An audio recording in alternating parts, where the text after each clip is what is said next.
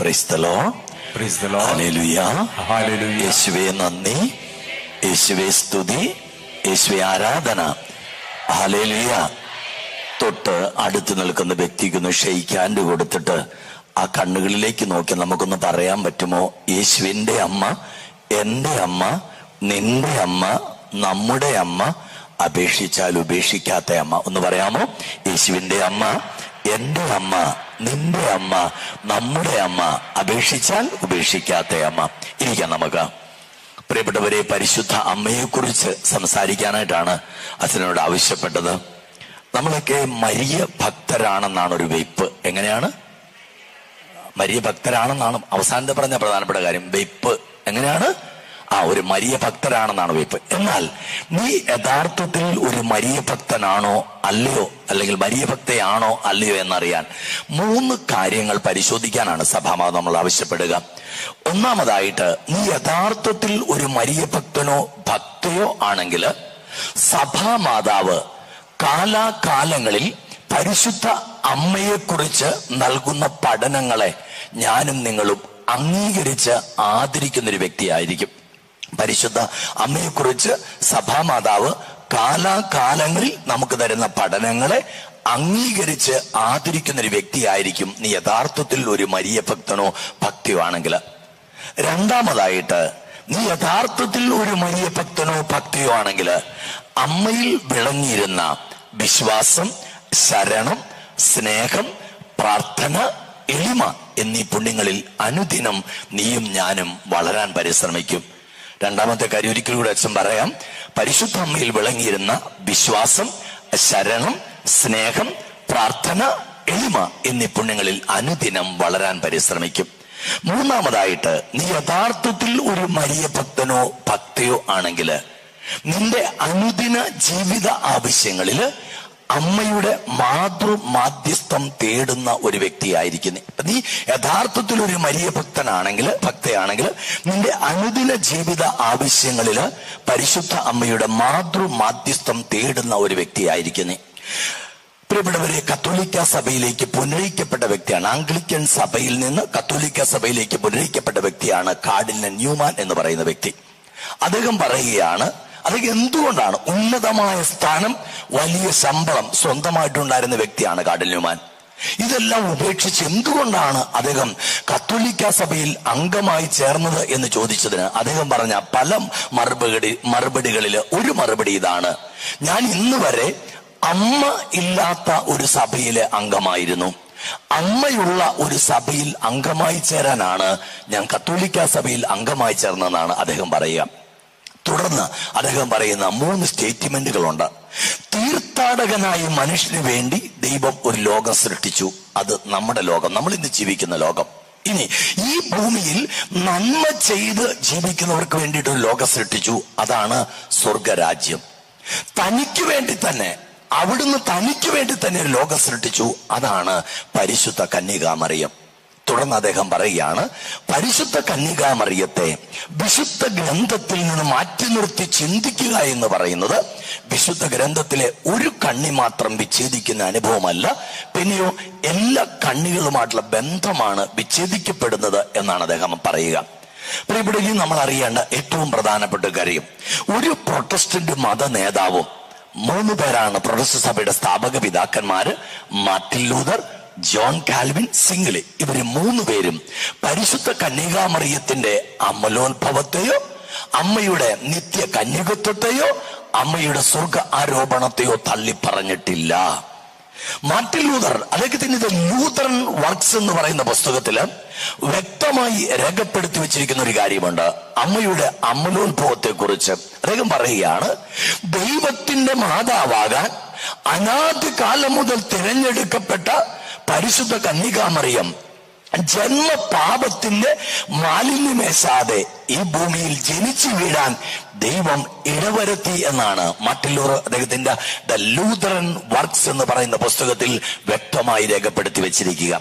വീണ്ടും അമ്മയുടെ നിത്യ കന്യകത്വത്തെ കുറിച്ച് മാർട്ടിൻ ലൂഥർ പറഞ്ഞു വെച്ചിരിക്കുന്നത് ഇങ്ങനെയാണ്: അമ്മ ദൈവത്തിന്റെ മാതാവാകാൻ യെസ് എന്നൊരു ഉത്തരം എന്ന് പറഞ്ഞാൽ ഇതാ കർത്താവിന്റെ ദാസി എന്നൊരു ഉത്തരം പറഞ്ഞതിന് ശേഷം ഒരു മനുഷ്യക്കുഞ്ഞിന് ആ ഉദരത്തിൽ ജന്മം കൊടുത്തിട്ടില്ല എന്നാണ് പ്രിയപ്പെട്ടവരെ മാർട്ടിൻ ലൂഥർ രേഖപ്പെടുത്തി വെച്ചിരിക്കുക. വീണ്ടും അമ്മയുടെ സ്വർഗ ആരോപണത്തെ കുറിച്ച് മാർട്ടിൻ ലൂഥർ പറഞ്ഞു വെച്ചിരിക്കുന്നത് ഇങ്ങനെയാണ്: അമ്മ സ്വർഗത്തിലാണ് എന്നുള്ളതിന് യാതൊരു സംശയവും ഇല്ല. ഇത് എങ്ങനെ സംഭവിച്ചു എന്ന് നമുക്ക് അറിഞ്ഞുകൂടാ എന്നാണ് അദ്ദേഹം പറയുക. എന്നാൽ അദ്ദേഹത്തിന്റെ പിൻഗാമിയായി വന്ന ബുള്ളിങ്കർ എന്ന് പറയുന്ന പ്രൊട്ടസ്റ്റന്റ് ദൈവശാസ്ത്രജ്ഞൻ വ്യക്തമായി രേഖപ്പെടുത്തി വെച്ചിരിക്കുകയാണ്: അമ്മ മാലാഖമാരാൽ സ്വർഗത്തിലേക്ക് കരയേറ്റപ്പെട്ടു എന്നാണ്. അപ്പോ പ്രിയപ്പെട്ടവരെ, പ്രൊട്ടസ്റ്റന്റ് സഭയുടെ സ്ഥാപക പിതാക്കന്മാരെന്നറിയപ്പെടുന്ന മാർട്ടിൻ ലൂഥറോ ജോൺ കാൽവിനോ സ്വിംഗ്ലിയോ ഇവരാരും പരിശുദ്ധ അമ്മയുടെ അമലോത്ഭവത്തെയോ അമ്മയുടെ നിത്യ കന്യകത്വത്തെയോ അമ്മയുടെ സ്വർഗാരോപണത്തെയോ തള്ളി പറഞ്ഞിട്ടില്ല. Price the Lord. സഭയോട് പറഞ്ഞു ഹല്ലേലൂയ, ഹല്ലേലൂയ. വലതുകരം ഉയർത്തി പറഞ്ഞു ഹല്ലേലൂയ. പോരെ ഇച്ചിരി കൂടെ സ്വരത്തിൽ പറഞ്ഞു ഹല്ലേലൂയ, ഹല്ലേലൂയ. പ്രിയപ്പെട്ടവരെ, തുടർന്ന് രണ്ട് പ്രധാനപ്പെട്ട പഠനങ്ങളാണ് പരിശുദ്ധ അമ്മയെക്കുറിച്ച് ഇന്ന് പ്രൊട്ടസ്റ്റന്റ് സഭാ സമൂഹം നമുക്കെതിരെ ഉയർത്തുക. മാതൃഭക്തരായ നമുക്കെതിരായിട്ട് ഉയർത്തുന്ന രണ്ട് പ്രധാനപ്പെട്ട പഠനങ്ങൾ. ഒന്ന്, യേശു ക്രിസ്തുവിന്റെ ജനനം വരെ മാത്രമേ അമ്മ പരിശുദ്ധയായിരുന്നുള്ളൂ. അതിനുശേഷം അമ്മയ്ക്ക് വേറെ മക്കളുണ്ടെന്നാണ് അവർ സ്ഥാപിക്കാൻ പരിശ്രമിക്കുക. അതിന് ഉപയോഗിക്കുന്ന 3 വചനഭാഗങ്ങളാണ്. പ്രിയപ്പെട്ടവരെ, മത്തായിയുടെ സുവിശേഷം 12-ാമത്തെ അധ്യായത്തിന്റെ 46 തുടങ്ങി 50 വരെയുള്ള തിരുവചനങ്ങളിലും, വീണ്ടും പ്രിയപ്പെട്ടവരെ മർക്കോസിന് സുവിശേഷം 3-ാമത്തെ അധ്യായത്തിന്റെ 31 തുടങ്ങി 35 വരെയുള്ള തിരുവചനങ്ങളിലും, വീണ്ടും ലൂക്കായുടെ സുവിശേഷം 8-ാം അധ്യായം 19 മുതൽ 21 വരെയുള്ള തിരുവചനങ്ങളും, ഈ 3 വചനഭാഗങ്ങളും പറയുന്ന ഒരേ കാര്യം തന്നെയാണ്: ഇതാ യേശുവിന്റെ അമ്മയും സഹോദരങ്ങളും അവനെ കാത്തു വെളിയിൽ നിൽക്കുന്നു. ഇവിടെ ഇന്ന് അവര് നമ്മുടെയൊക്കെ വീടുകളിൽ കയറി ഇറങ്ങിയ പ്രൊട്ടസ്റ്റന്റ് സഭാംഗങ്ങൾ നമ്മളെ പഠിപ്പിക്കുന്നത് യേശു ഉൾപ്പെടെ 5 മക്കളുണ്ട്. ഇപ്പൊ പറഞ്ഞു അമ്മയ്ക്ക് 5 മക്കളുണ്ടെന്ന് വരെ ആയിട്ടുണ്ട്. യാക്കോ, യോസെ, യോഹന്നാൻ, ജെയിംസ് പറഞ്ഞ 5 പേരാക്കി വെച്ചേക്കുക. പ്രിയപ്പെട്ടവരെ, യേശു ക്രിസ്തു എന്ന ഒരേ ഒരു മകനെ അമ്മയ്ക്ക് ഉണ്ടായിരുന്നു സ്ഥാപിക്കാൻ ഒരു ബൈബിൾ പണ്ഡിതന്മാരുടെയും പഠനം നമുക്ക് ആവശ്യമില്ല. ഒരൊറ്റ വചനം മാത്രം നിങ്ങൾ എടുക്കുക. അത് യോഹന്നാന്റെ സുവിശേഷം 19-ാം അധ്യായം 26-ാം തിരുവചനമാണ്. യോഹന്നാൻ 19:26 വചനം ഇങ്ങനെ പറയുകയാണ്.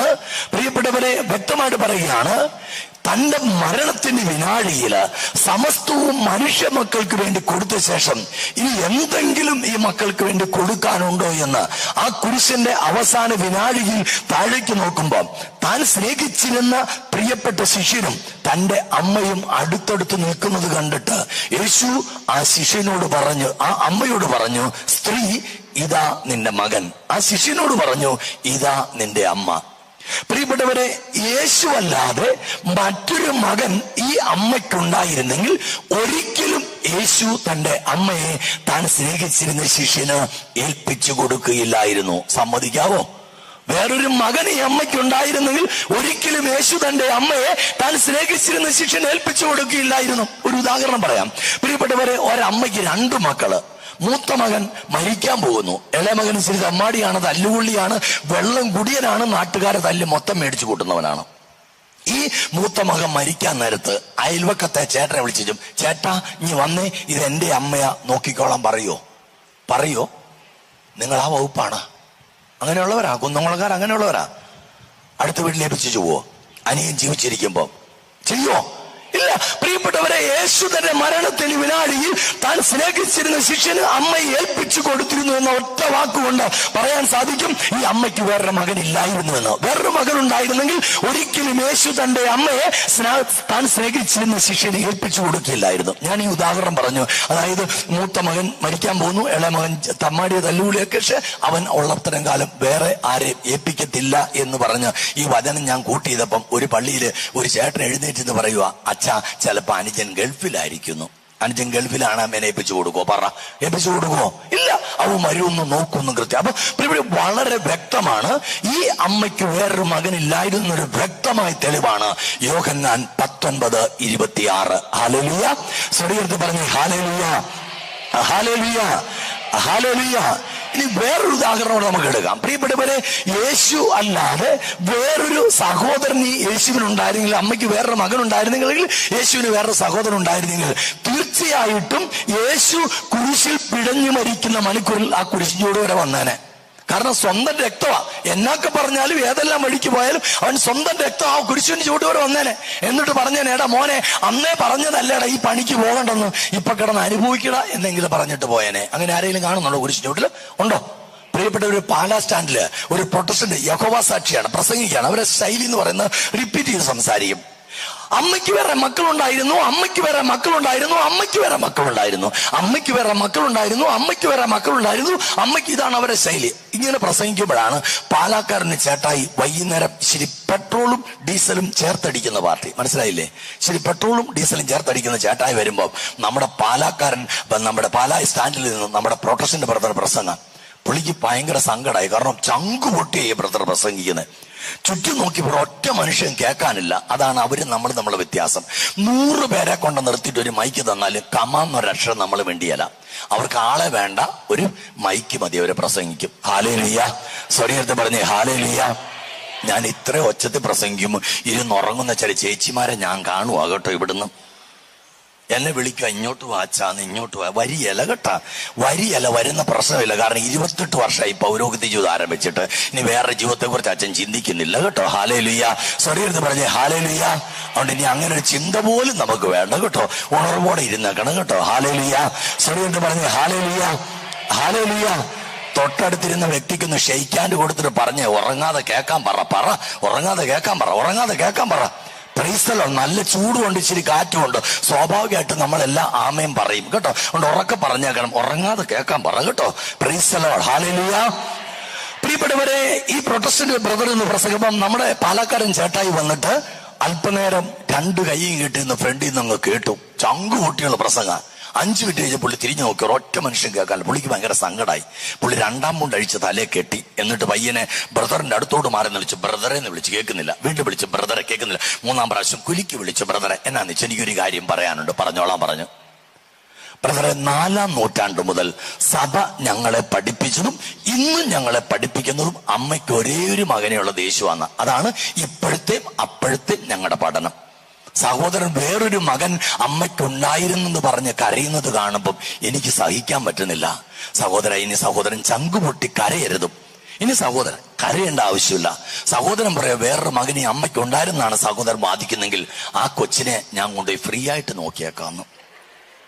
ഇതുപോലുള്ള നിസ്സാരമായ പഠനങ്ങളെ, പ്രിയപ്പെട്ടവർ, ഇതുപോലുള്ള ബാലിശമായിട്ടുള്ള പഠനങ്ങളിൽ പെട്ടിട്ട് ഇന്ന് ഞാനും നിങ്ങളും നമുക്ക് അമ്മയായി തന്ന പരിശുദ്ധ കന്യകാമറിയത്തെ തള്ളിപ്പറഞ്ഞുകൊണ്ട് യേശുവിന് ശേഷം അമ്മയ്ക്ക് വേറെ മക്കളുണ്ടായിരുന്നുള്ള തെറ്റായ പഠനത്തിന് വിധേയരായി അമ്മയിൽ നിന്നും നമ്മൾ അകന്നൊകുന്നു പോകുന്ന ഒരു ജീവിത ശൈലിയിൽ നമ്മൾ ജീവിക്കുക.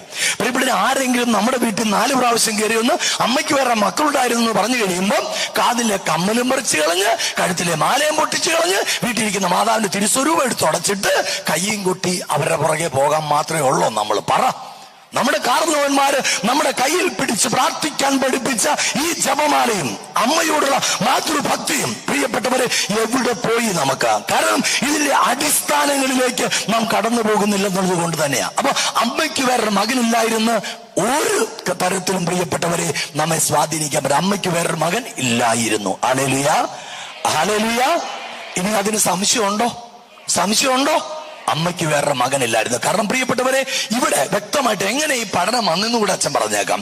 പ്രിയപ്പെട്ടവരെ, ഈ പ്രൊട്ടസ്റ്റന്റ് സഭയുടെ സ്ഥാപക പിതാക്കന്മാർ 3 പേരാണ് അച്ഛൻ പറഞ്ഞു. Martin Luther, John Calvin, Zwingli.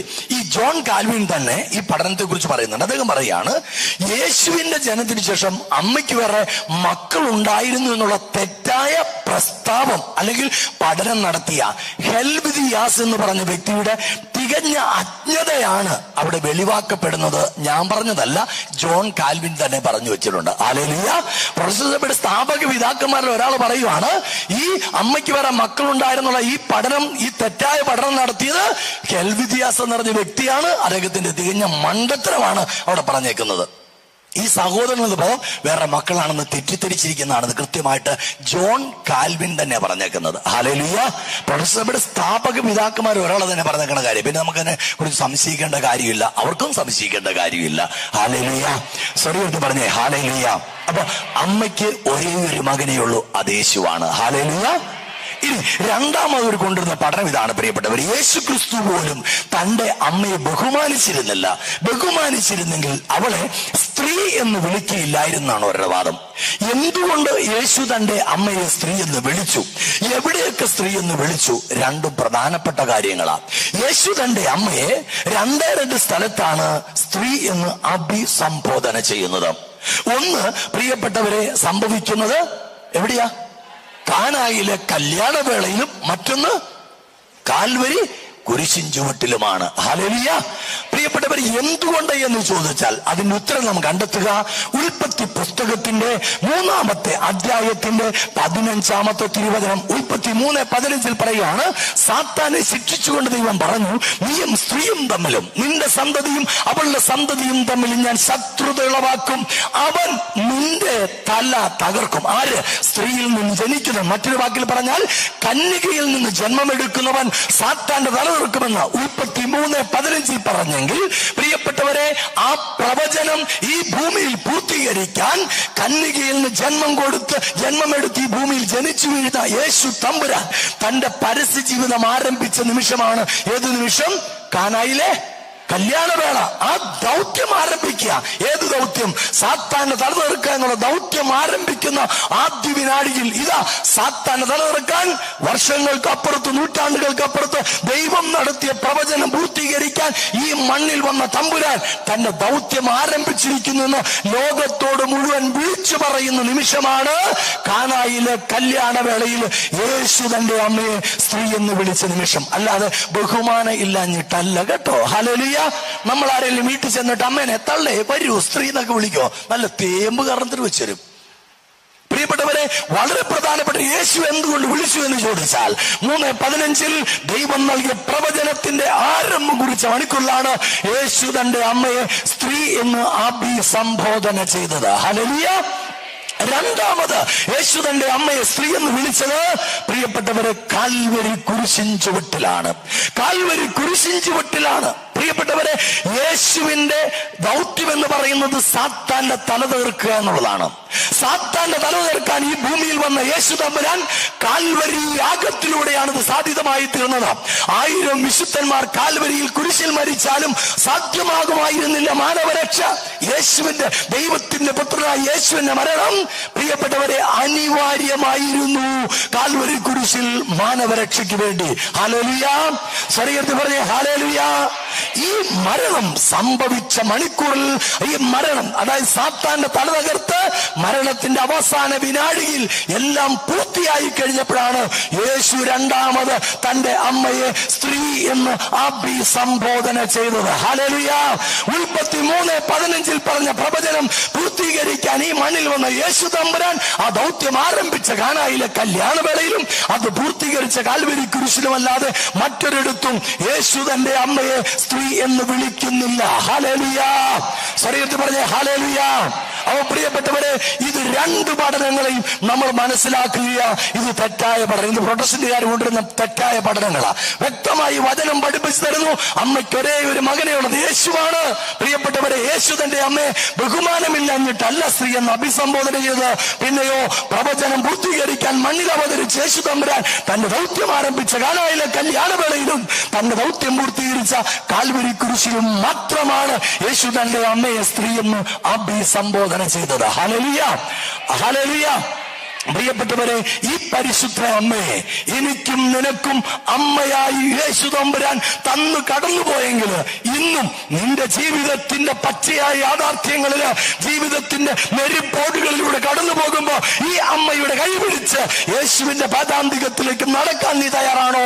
ഈ അമ്മ നിനക്ക് വേണ്ടി തമ്പുരാന്റെ പക്കൽ കരങ്ങൾ ഉയർത്തിയിട്ട് നിനക്ക് വേണ്ടി നിന്റെ ജീവിതത്തിന്റെ ആവശ്യങ്ങളിൽ അമ്മ എന്നും സഹായികയായി കൂടെയുണ്ട്. ഹല്ലേലൂയ. തുടർന്ന് അച്ഛൻ പറയാൻ പോകുന്ന ഒരു കാര്യവും വിശുദ്ധ ഗ്രന്ഥം രേഖപ്പെടുത്തി വെച്ചിരിക്കുന്ന കാര്യങ്ങളല്ല. കഴിഞ്ഞ 28 വർഷമായിട്ട് ഞാൻ അറിയുന്ന മാതൃമാധ്യസ്ഥത്തിന്റെ ശക്തിയെക്കുറിച്ച് എനിക്ക് നിങ്ങളോട് പറയാനുള്ളത്. പ്രിയപ്പെട്ടവരെ, ജപമാല നമ്മൾ എങ്ങനെ പ്രാർത്ഥിക്കണം, ജപമാല പ്രാർത്ഥനയുടെ ശക്തി എന്ത് നമ്മൾ അറിയണം. പ്രിയപ്പെട്ടവരെ, ഞാൻ വൈദികനായി 96 ജനുവരി 3-ാം തീയതി ഞാൻ വൈദികനായി. എന്റെ ആദ്യത്തെ അപ്പോയിന്റ്മെന്റ് കറുകുറ്റി എന്ന് പറയുന്ന സ്ഥലത്താണ്. പ്രിയപ്പെട്ടവരെ, അത് നവസന്യാസ ഭവനമാണ്, ഞങ്ങളുടെ നൊവിഷ്യറ്റ് ഹൗസ് ആണ്. അവിടെയുള്ള വൈദിക വിദ്യാർത്ഥികളെ പഠിപ്പിക്കുന്ന 3 വൈദികരിൽ ഒരാളായിട്ടാണ് ഞാൻ അവിടെ ചെന്ന് ചേർക്കപ്പെട്ടത്. പിന്നീട് 400 കുടുംബങ്ങളുടെ ആത്മീയ കാര്യങ്ങൾ ഏൽപ്പിച്ചു. അങ്ങനെ ഇരിക്കുമ്പോൾ എല്ലാ ദിവസവും സായാഹ്നങ്ങളിൽ എനിക്ക് നല്ല ജോലിയുണ്ട്. പക്ഷെ പ്രിയപ്പെട്ടവർ, എല്ലാ ദിവസവും സായാഹ്നങ്ങളിൽ ആ ആശ്രമത്തിന് ഫ്രണ്ടിലെ പുൽപ്പരപ്പിൽ ഒരു 5-6 യുവാക്കന്മാർ വട്ടത്തിൽ ഇരിക്കും. എന്നിട്ടോ അവരെന്താ ചെയ്യുന്നതെന്ന് ഞാൻ ശ്രദ്ധിക്കാൻ തുടങ്ങി. 6 തുടങ്ങി 8 വരെ, അല്ലെങ്കിൽ 6 തുടങ്ങി 8:30 വരെ 2 മണിക്കൂർ സമയം ആ യുവാക്കന്മാർ അവിടെ ഇരിക്കും. അപ്പോൾ ഞാൻ അകലെ നിന്നും അടുത്തു നിന്നും ഇവരെന്താ ചെയ്യുന്നെന്ന് വീക്ഷിച്ചു. അങ്ങനെ ഒരു ദിവസം ഞാൻ ഇവരോടൊപ്പം പോയിരുന്നു. അപ്പോഴെനിക്ക് മനസ്സിലായത്, ഇവരുടെ കയ്യിലെ ജപമാല മണികളില് ഓരോ നിയോഗം സമർപ്പിച്ച് നന്മ നിറഞ്ഞ മറിയമേ എന്നുള്ള പ്രാർത്ഥന എനിക്ക് വളരെ ഇഷ്ടപ്പെട്ടു. ഞാനും സാധിക്കുന്ന എല്ലാ ദിവസവും എന്റെ ജോലികളൊക്കെ അവസാനിപ്പിച്ച് ആ സമയമാകുമ്പോൾ അവരോടൊപ്പം പ്രാർത്ഥിക്കാൻ എത്താൻ തുടങ്ങി. അങ്ങനെ പ്രാർത്ഥിക്കുമ്പോഴാ തമ്പുരാൻ തന്നൊരു സന്ദേശം, നിങ്ങൾ ഇങ്ങനെ പ്രാർത്ഥിച്ചാൽ പോരാ, ത്യാഗമെടുത്ത് പ്രാർത്ഥിക്കണം. നിങ്ങൾ ഇങ്ങനെ പ്രാർത്ഥിച്ചാൽ പോരാ, ത്യാഗമെടുത്ത് പ്രാർത്ഥിക്കണം. അങ്ങനെ പ്രിയപ്പെട്ടവരെ, 28 വർഷങ്ങൾക്കപ്പുറത്ത് ജൂൺ മാസത്തില് ഞാനും ഈ 6 മക്കളും ഒരു കൈയിൽ മെഴുകുതിരിയും മറുകൈയിൽ ജപമാലയും പിടിച്ച് 97ഓളം നടകളില് നമ്മൾ കാലുകൊണ്ട് സ്റ്റെപ്പ് കയറുന്നത് പോലെ മുട്ടുകൊണ്ട് സ്റ്റെപ്പ് കയറി പ്രാർത്ഥിക്കാൻ തുടങ്ങി. ഹല്ലേലൂയ. ശരീരത്തിൽ പറഞ്ഞ ഹല്ലേലൂയ. പ്രിയപ്പെട്ടവരെ, ഈ 28 വർഷം നീണ്ട് ഇന്നലെ ബുധനാഴ്ച, ഇന്നലെ രാത്രിയിലും ഈ പ്രാർത്ഥന കറുകുറ്റിക്കുന്നിലെ നടയിൽ നിറവേറ്റപ്പെട്ടു. പ്രിയപ്പെട്ട, കൊറോണ വരെ 100ഉം 125ഉം ഒക്കെ മക്കൾ വന്നോണ്ടിരുന്നു. കൊറോണ കഴിഞ്ഞപ്പോൾ ഒത്തിരി പേര്, ആ കൂടെ ഉണ്ടായിരുന്ന ഒത്തിരി പേര് ജോലിയായി വിദേശത്തേക്ക് പോയി. മറ്റു പല കാര്യങ്ങളാൽ അവർക്ക് വരാൻ പറ്റാതായെങ്കിലും ഇന്നും 10ഉം 15ഉം 20ഉം മക്കളൊക്കെ ഉണ്ടാവുള്ളൂ. പക്ഷെ പ്രാർത്ഥന മുടക്കത്തില്ല. കൊറോണ കാലഘട്ടത്തിൽ പോലും ഇത് മുടങ്ങിയിട്ടില്ല. കാരണം എല്ലാവർക്കും എത്താൻ പറ്റത്തില്ല. അതുകൊണ്ട് അതിന് തൊട്ടടുത്ത് വീടുള്ള 2 പേരെ ഏൽപ്പിച്ചു. വെളുപ്പാങ്കാലത്ത് പോയി ഒരു ജപമാല ചൊല്ലണം, മുട്ടേക്കുത്തി ആ നട കയറി. വൈകുന്നേരം ജപമാല. അവർ 2 പേരും അവരുടെ കഴിവനുസരിച്ച് ഒരു ദിവസം പോലും മുടങ്ങാതെ എല്ലാ ബുധനാഴ്ചകളിലും ആ പ്രാർത്ഥന നടത്തിപ്പോന്നു. അന്ന് അതുകൊണ്ട് ഇന്ന് വരെ മുടങ്ങാതെ ബുധനാഴ്ചകൾ നിറവേറ്റപ്പെടുകയായി പ്രാർത്ഥന. എന്തുകൊണ്ടാ ഇത്രയും നാളുകളായിട്ടും ഈ പ്രാർത്ഥന തുടരുന്നതിന് കാരണം പറയാൻ ഒരു പിടി അനുഭവങ്ങളാ. പ്രിയപ്പെട്ടവരെ, ഈ പ്രാർത്ഥന കൂട്ടായ്മ ആരംഭിച്ച് 2 ആഴ്ചകൾ പിന്നിടുമ്പോഴാണ് നമ്മൾ എറണാകുളം ഹൈക്കോർട്ട് ബോട്ടിൽ നിന്നും ബോട്ട് കയറിയ നേരെ അക്കരെ കാണുന്ന ദ്വീപാണ് മുളവുകാട് ദ്വീപ്. ഇന്നിപ്പോ അതിനെ ദ്വീപ് എന്ന് വിളിക്കാമെന്ന് എനിക്കറിയത്തില്ല. ഗോശ്രീ പാലവും കണ്ടെയ്ൻ റോഡും ഒക്കെ വന്നപ്പം അതിന്റെ ദ്വീപത്വം പോയൊന്നും എനിക്കറിയത്തില്ല. അത് നിങ്ങൾക്ക് സമയമുണ്ടെ പോയി നിങ്ങൾ പഠിച്ചോളൂ, എനിക്ക് നേരമില്ല. പ്രിയപ്പെട്ടവരെ, അവിടെ ആദ്യത്തെ പൊന്നാരിമംഗലം മൂട്ടിയടിക്കടുത്തുള്ള പള്ളിയിലെ വികാരിച്ച് വിളിച്ചു പറഞ്ഞ അച്ഛാ, എല്ലാ 2ാം ശനിയാഴ്ചയും ഒരു ജാഗരണ ആരാധന, വചന ശുശ്രൂഷ, വിശുദ്ധ കുർബാന ഞങ്ങൾക്ക് വേണ്ടി ഒന്ന് ചെയ്തു തരാമോ? അങ്ങനെ ഞാനും 6 യുവാക്കന്മാരും പ്രിയപ്പെട്ടവരെ കറുകുറ്റിക്കുന്നിൽ നിന്നും ഞങ്ങൾ യാത്രയാകുകയാണ്. ഈ മുളവുകാട് ദ്വീപിലെ പൊന്നാരിമംഗലം ബോട്ടിയടിക്കടുത്തുള്ള പള്ളിയിലെത്തി. ദൈവവചന ആകണ്ട 4 ജപമാല, തുടർന്ന് വചന ശുശ്രൂഷ, തുടർന്ന് ആരാധന, തുടർന്ന് വിശുദ്ധ കുർബാന. വെളുപ്പിന് 5:45, ഞായറാഴ്ച വെളുപ്പിന് 5:45 തീരും. പ്രിയപ്പെട്ടവരെ, വിശുദ്ധ കുർബാന കഴിഞ്ഞു ഒന്ന് കുളിച്ച് ഫ്രഷായിട്ട് ഫസ്റ്റ് ബോട്ടിന് ഇക്കരയ്ക്ക് കിടന്ന് ഞങ്ങൾക്ക് നേരത്തെ പോരാല്ലോ. അങ്ങനെ തിരക്കിട്ട് താഴോട്ട് വരുമ്പം വികാരിയച്ഛനും വിവിധ സ്ഥലങ്ങളിൽ നിന്നുള്ള പ്രാർത്ഥനാ ഗ്രൂപ്പ് ലീഡേഴ്സും എന്നെ വളഞ്ഞിട്ട് പറഞ്ഞു, വെച്ചാൽ അടുത്ത 2ാം ശനിയാഴ്ചയും കൂടെ ഞങ്ങൾക്ക് നടത്തി തന്നെ ഞങ്ങളുടെ ഒരു ആഗ്രഹം. അങ്ങനെ വീണ്ടും അടുത്ത മാസത്തെ 2ാം ശനിയാഴ്ച ജാഗരണ ആരാധന ഏറ്റെടുക്കുക. പ്രിയപ്പെട്ട, അന്ന് ഞങ്ങൾ ഫോർട്ട് കൊച്ചി കൂവപ്പാടം പള്ളിയിൽ യുവജനങ്ങളുടെ ധ്യാനം നയിച്ചുകൊണ്ടിരിക്കുക. വെള്ളിയാഴ്ച പകലും ശനിയാഴ്ച പകലും ഞായറാഴ്ച പകലും. വെള്ളിയാഴ്ച പകലും ശനിയാഴ്ച പകലും കഴിഞ്ഞ് നേരെ ഞങ്ങൾ പ്രിയപ്പെട്ടവരെ മുളവുകാട് ദ്വീപിലേക്ക് കയറിയ ജാഗരണ ആരാധന നയിക്കാൻ. ജാഗരണ ആരാധന 5:45 അവസാനിച്ചു. ഒന്ന് കുളിച്ച് ഫ്രഷായിട്ട് ഫസ്റ്റ് ബോട്ടിന് ഇക്കരയ്ക്ക് കിടന്നാൽ സമയത്തങ്ങ് കൂവപ്പാടത്തെല്ലാം അന്നാണ് അവിടുത്തെ ധ്യാനം തീരുക. അതിനുവേണ്ടി തിരക്കിട്ടിറങ്ങുമ്പോൾ പ്രിയപ്പെട്ടവരെ, ഞാൻ പെട്ടെന്ന് തിരക്കിട്ടിറങ്ങി വരുമ്പോൾ വികാരിച്ചോട് യാത്ര ഇങ്ങോട്ട് വെക്കുമ്പോൾ ഒരു 28 വയസ്സ് പ്രായം തോന്നുന്ന ഒരു സ്ത്രീ ഓടി വന്നിട്ട് പറഞ്ഞാ, എനിക്ക് വേണ്ടി ഒന്ന് പ്രാർത്ഥിക്കണം. ഞാൻ പറഞ്ഞു, മോളെ പ്രാർത്ഥിച്ചോളാം, ഫസ്റ്റ് ബോട്ടിന് പോകാനുള്ള തിരക്കില. അപ്പോഴ് പുറകിൽ നിന്ന് വികാരിച്ചനെ വിളിച്ചു, അച്ഛാ ഒത്തിരി വിഷമിക്കുന്നൊരു കൊച്ചാണ്, ഒന്ന് പ്രാർത്ഥിക്കണേ. അപ്പോൾ ഒരു കസേര കിടപ്പുണ്ട്. ഞാൻ പറഞ്ഞു, നീ ഇവിടെ ഇരിക്കുക. അവളോട് ഇരുന്ന് ഒരു നിമിഷം ഇവളുടെ ശിരസിലേക്ക് കൈവച്ച് പ്രാർത്ഥിച്ചു. പെട്ടെന്ന് ഞാൻ കൈവലിച്ചു. ഞാൻ ചോദിച്ചു, മോളെ എന്താ നിനക്ക് പറയാനുള്ളത്, ചുരുക്കി പറയാമോ, പെട്ടെന്ന് എനിക്ക് തിരക്കുണ്ട്. അപ്പോൾ പറഞ്ഞു, അച്ഛാ എന്റെ വിവാഹം കഴിഞ്ഞിട്ട് 1.5 വർഷം കഴിഞ്ഞു. എന്നെ വിവാഹം ചെയ്ത് വിദേശത്ത് ജോലിയുള്ളൊരു മനുഷ്യനാ. ഞങ്ങൾ 3 ആഴ്ച ഒരുമിച്ച് ജീവിച്ചു. 3 ആഴ്ചകൾക്ക് ശേഷം അദ്ദേഹം വിദേശത്തേക്ക് പോയി. ആദ്യത്തെ 3 മാസം ഒത്തിരി കത്തുകൾ ഇങ്ങോട്ട് എഴുതി, അതിലേറെ കത്തുകൾ അങ്ങോട്ട് എഴുതി. പിന്നീട് പല കത്തുകൾ അങ്ങോട്ട് എഴുതിയിട്ടും മറുപടി ഒന്നുമില്ല. ഈ സംഭവത്തിന്റെ ചുരുളഴിയുമെന്ന് നിങ്ങൾക്ക് അറിയാൻ പറ്റും. പ്രിയപ്പെട്ടവരെ, ഇവളുടെ ഭർത്താവിന് 2 അനുജത്തിമാരുണ്ട്. 18ഉം 20ഉം വയസ്സുള്ള 2 സഹോദരിമാര്. അവളുമാര് ചില ഇല്ലാ കഥകൾ അങ്ങോട്ട് എഴുതി അറിയിച്ചതാണ് കത്തുകളൊക്കെ നിൽക്കാനുള്ള കാരണം.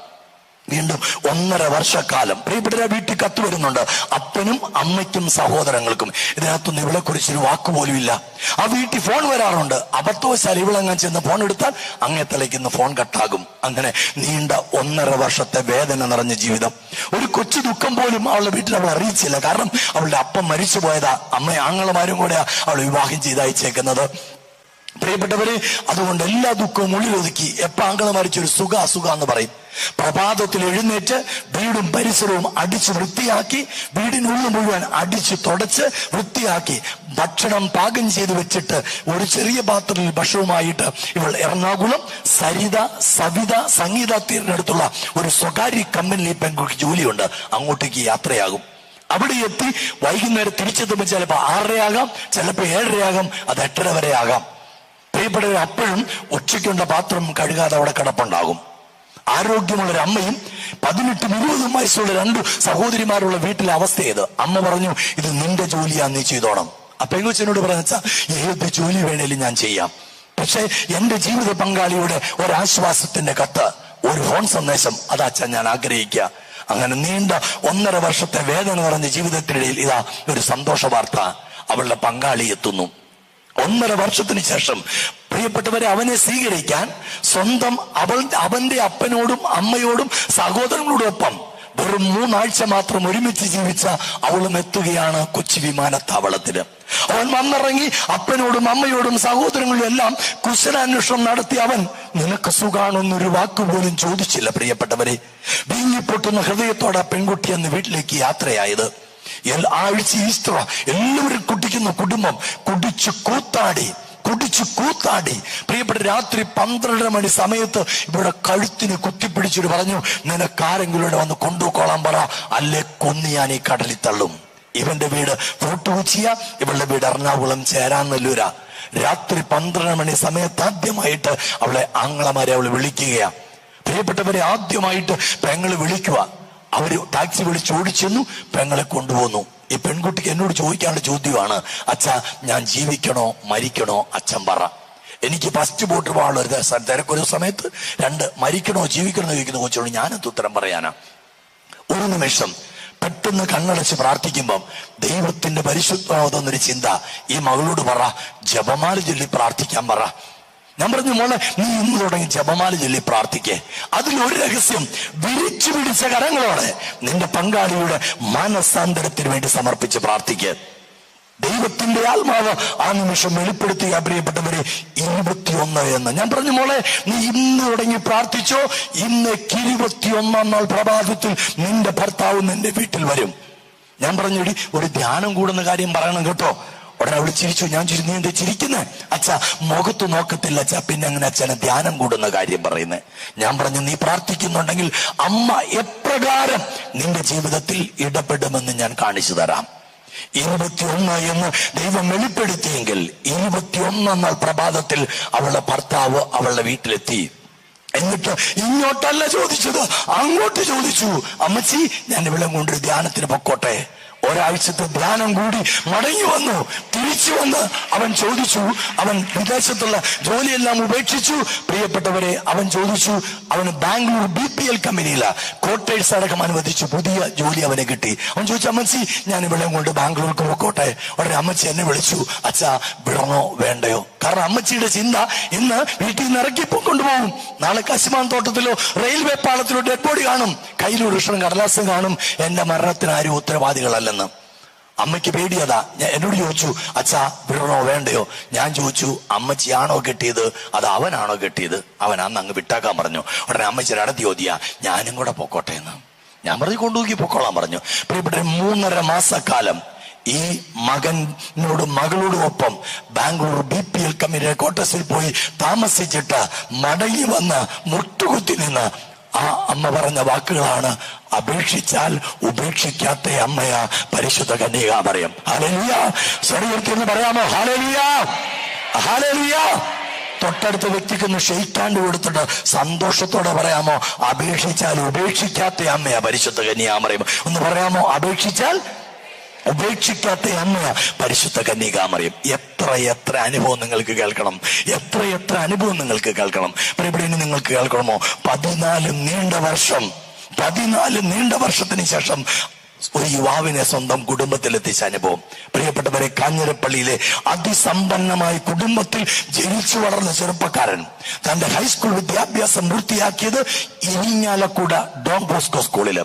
അതിനുശേഷം അവന്റെ PDC പഠനം, അതിനുശേഷം എറണാകുളം ആസാദ് റോഡില് എന്ന് പറഞ്ഞാല് എറണാകുളം കല്ലൂർ റിന്യൂവൽ സെന്റർ സ്ഥിതി ചെയ്യുന്ന റോഡില് ആദ്യത്തെ കട്ടിങ്ങിൽ 5 ബെഡ്റൂമുള്ള ഒരു കെട്ടിടം, 7 ബെഡ്റൂമുള്ള കെട്ടിടം വാടകയ്ക്ക് എടുത്തിട്ട് അവിടെ അവന്റെ ക്രിക്കറ്റ് കളി കൂട്ടുകാരോടൊപ്പം അവൻ താമസിക്കുകയാണ്. പ്രിയപ്പെട്ടവരെ, അവന് ക്രിക്കറ്റ് കളിൽ എറണാകുളം ക്രിക്കറ്റ് ടീമിലെ ഏറ്റവും നല്ല ഒരു ഓഫ് സ്പിന്നർ കളിക്കാരൻ. കൂടാതെ പ്രിയപ്പെട്ടവരെ, ഡിഗ്രി പഠനം, ഒപ്പം ഷെയർ മാർക്കറ്റ് ബിസിനസ്സും. ഒരു കളിക്കിടെ അവന് നടുവിന് ക്ഷതമേറ്റിട്ട് വെല്ലൂർ ആശുപത്രിയിൽ നിന്ന് കൊണ്ടുപോയിട്ട് ശാസ്ത്രം വിധി എഴുതി ഒരു മേജർ ഓപ്പറേഷൻ വിധേയമായാൽ പോലും തന്റെ നടുവിന്റെ വേദന പൂർണ്ണമായി മാറ്റിത്തരാൻ പറ്റുമെന്ന് ശാസ്ത്രത്തിന് ഉറപ്പില്ല. പ്രിയപ്പെട്ടവരെ, നിരാശനായി അരയിൽ ബെൽറ്റ് ധരിച്ച് അവൻ തിരിച്ചെത്തുമ്പോഴാണ് അവനെ കാത്തിരുന്ന മറ്റൊരു ദുരന്തം. നിങ്ങളൊരു പക്ഷെ പത്രങ്ങളിൽ വായിച്ചതോ മറ്റുള്ളവർ പറഞ്ഞു കേട്ടതോ ഒരു വാർത്തയുണ്ട്. ഹർഷത് മേത്തയുടെ ഷെയർ മാർക്കറ്റ് പൊട്ടി. അന്ന് ഈ ചെറുപ്പക്കാരന് നഷ്ടമായത് 7 ലക്ഷം രൂപയാണ്. പ്രിയപ്പെട്ടവരെ, അവൻ ആരുടെയും പൈസ കൈകൊണ്ട് വാങ്ങിയിട്ടില്ല. വ്യക്തികളെ കമ്പനിക്ക് പരിചയപ്പെടുത്തി കൊടുത്ത് കമ്പനികൾ വ്യക്തികളുമായിട്ട് ബന്ധം, അവൻ അതിന്റെ കമ്മീഷൻ മാത്രമേ ഉള്ളൂ. പക്ഷെ അവൻ ചിന്തിച്ചൊരു കാര്യമുണ്ട്, അവന്റെ നല്ല മനസ്സുകൊണ്ട്, ഞാൻ കാരണമല്ലേ ഇവർ ഈ കമ്പനി ചേർന്നത്, അപ്പോൾ ഞാൻ കാരണമല്ലേ ഇവരെ പൈസ നഷ്ടപ്പെട്ടത്, ഈ പണം തിരിച്ചു കൊടുക്കണ്ടേ. പ്രിയപ്പെട്ടവരെ, അവന്റെ അപ്പനെ വിളിച്ചപ്പച്ച എനിക്കൊരു 7 ലക്ഷം രൂപ വേണം. അപ്പനെ സംബന്ധിച്ചിടത്തോളം അന്നും ഇന്നും പ്രിയപ്പെട്ടവരെ 7 ലക്ഷം പുത്തിരിയല്ല. കാരണം കാഞ്ഞിരപ്പള്ളി ടൗണിനോട് ചേർന്ന് ഏക്കർ കണക്കിന് റബ്ബർ തോട്ടം അപ്പന് ചേട്ടാനിയന്മാർക്കും ഇവർക്ക് ചേട്ടാനിയന്മാർക്കുമായിട്ടുണ്ട്. കൂടാതെ പ്രിയപ്പെട്ടവരെ, പെരിന്തൽമണ്ണ എന്ന് പറയുന്ന സ്ഥലത്ത് 100 ഏക്കറോളം റബ്ബർ തോട്ടം സ്വന്തമായിട്ടുള്ളവരാ. അപ്പൻ ചോദിച്ചു, എന്തിനാടാ പൈസ? കമ്പനി പൊട്ടിയാനാ. കമ്പനി പൊട്ടിയതിന് നീ എന്തിനാ കാശ് കൊടുക്കുന്നത്? അപ്പൻ ചെയ്തെന്റെ അഭിമാനത്തിന്റെ പ്രശ്നമാ, എനിക്കൊരു 7 ലക്ഷം രൂപ വേണം. കൊടുക്കാമെന്നേറ്റതല്ലാതെ ചില്ലിക്കാശ് ഈ മകന് വേണ്ടി കൊടുക്കാൻ അപ്പൻ തയ്യാറായില്ല. പ്രിയപ്പെട്ടവരെ, അപ്പച്ച ഞാൻ മരിക്കാൻ പോവുക, എനിക്ക് വേണ്ടി എന്തെങ്കിലും ചെയ്യാമെങ്കിൽ ചെയ്യാൻ പറഞ്ഞ് അവസാനമായിട്ട് അവൻ കത്തെഴുതുക. അപ്പന് ഒരു ആശ്വാസത്തിന്റെ വാക്കോ ഒരു ഫോൺ സന്ദേശമോ ഒരു ദൂതനോ അവനെ തേടി എത്തിയില്ല. പ്രിയപ്പെട്ടവരെ, അവസാനം അവന്റെ ബിസിനസ്സിനിടയ്ക്ക് കേട്ടി തുച്ഛമായ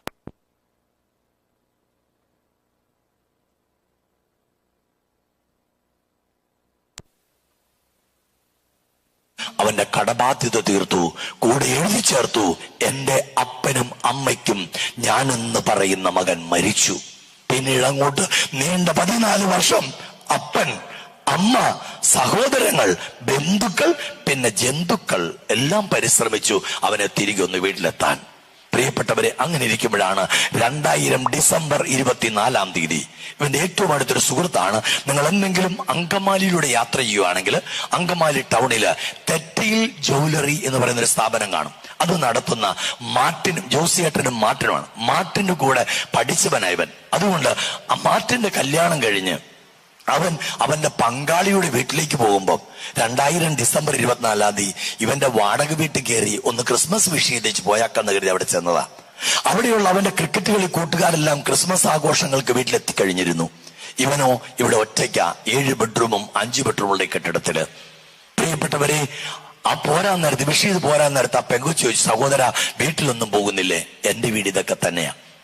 അന്ന് തിരിച്ചു പോരുമ്പോൾ മാട്ടിനോട് പങ്കാളി ചോദിച്ചു, സഹോദരൻ നിങ്ങളൊക്കെ സുഹൃത്തുക്കളാന്നല്ലേ പറയുന്നേ, അതിനെയൊന്നും കൊണ്ട് വീട്ടിലാക്കാൻ പാടില്ലേ?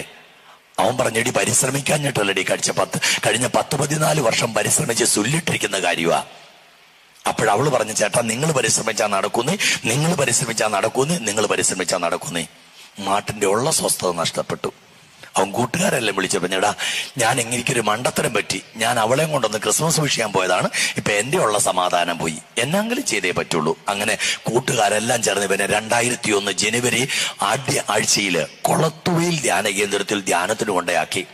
ധ്യാനത്തിന്റെ കുമ്പസാരം കഴിഞ്ഞ് കൗൺസിലിംഗ് ശുശ്രൂഷയുടെ സമയത്ത് ഒരു സിസ്റ്റർ അവന് വേണ്ടി പ്രാർത്ഥിച്ചു പറഞ്ഞു, മോനെ നീ അപ്പനോടും അമ്മയോടും ഒത്തിരി ക്ഷമിക്കാനുള്ളതായി കാണുന്നു, ക്ഷമിച്ച് പ്രാർത്ഥിച്ചാൽ കർത്താവ് ഒത്തിരി കൃപ തരുമെന്ന് പറഞ്ഞു. അവൻ പറഞ്ഞു ക്ഷമിച്ചിട്ട് കൃപ മൊത്തമായിട്ട് സിസ്റ്റർ എടുത്തോളാൻ പറഞ്ഞു.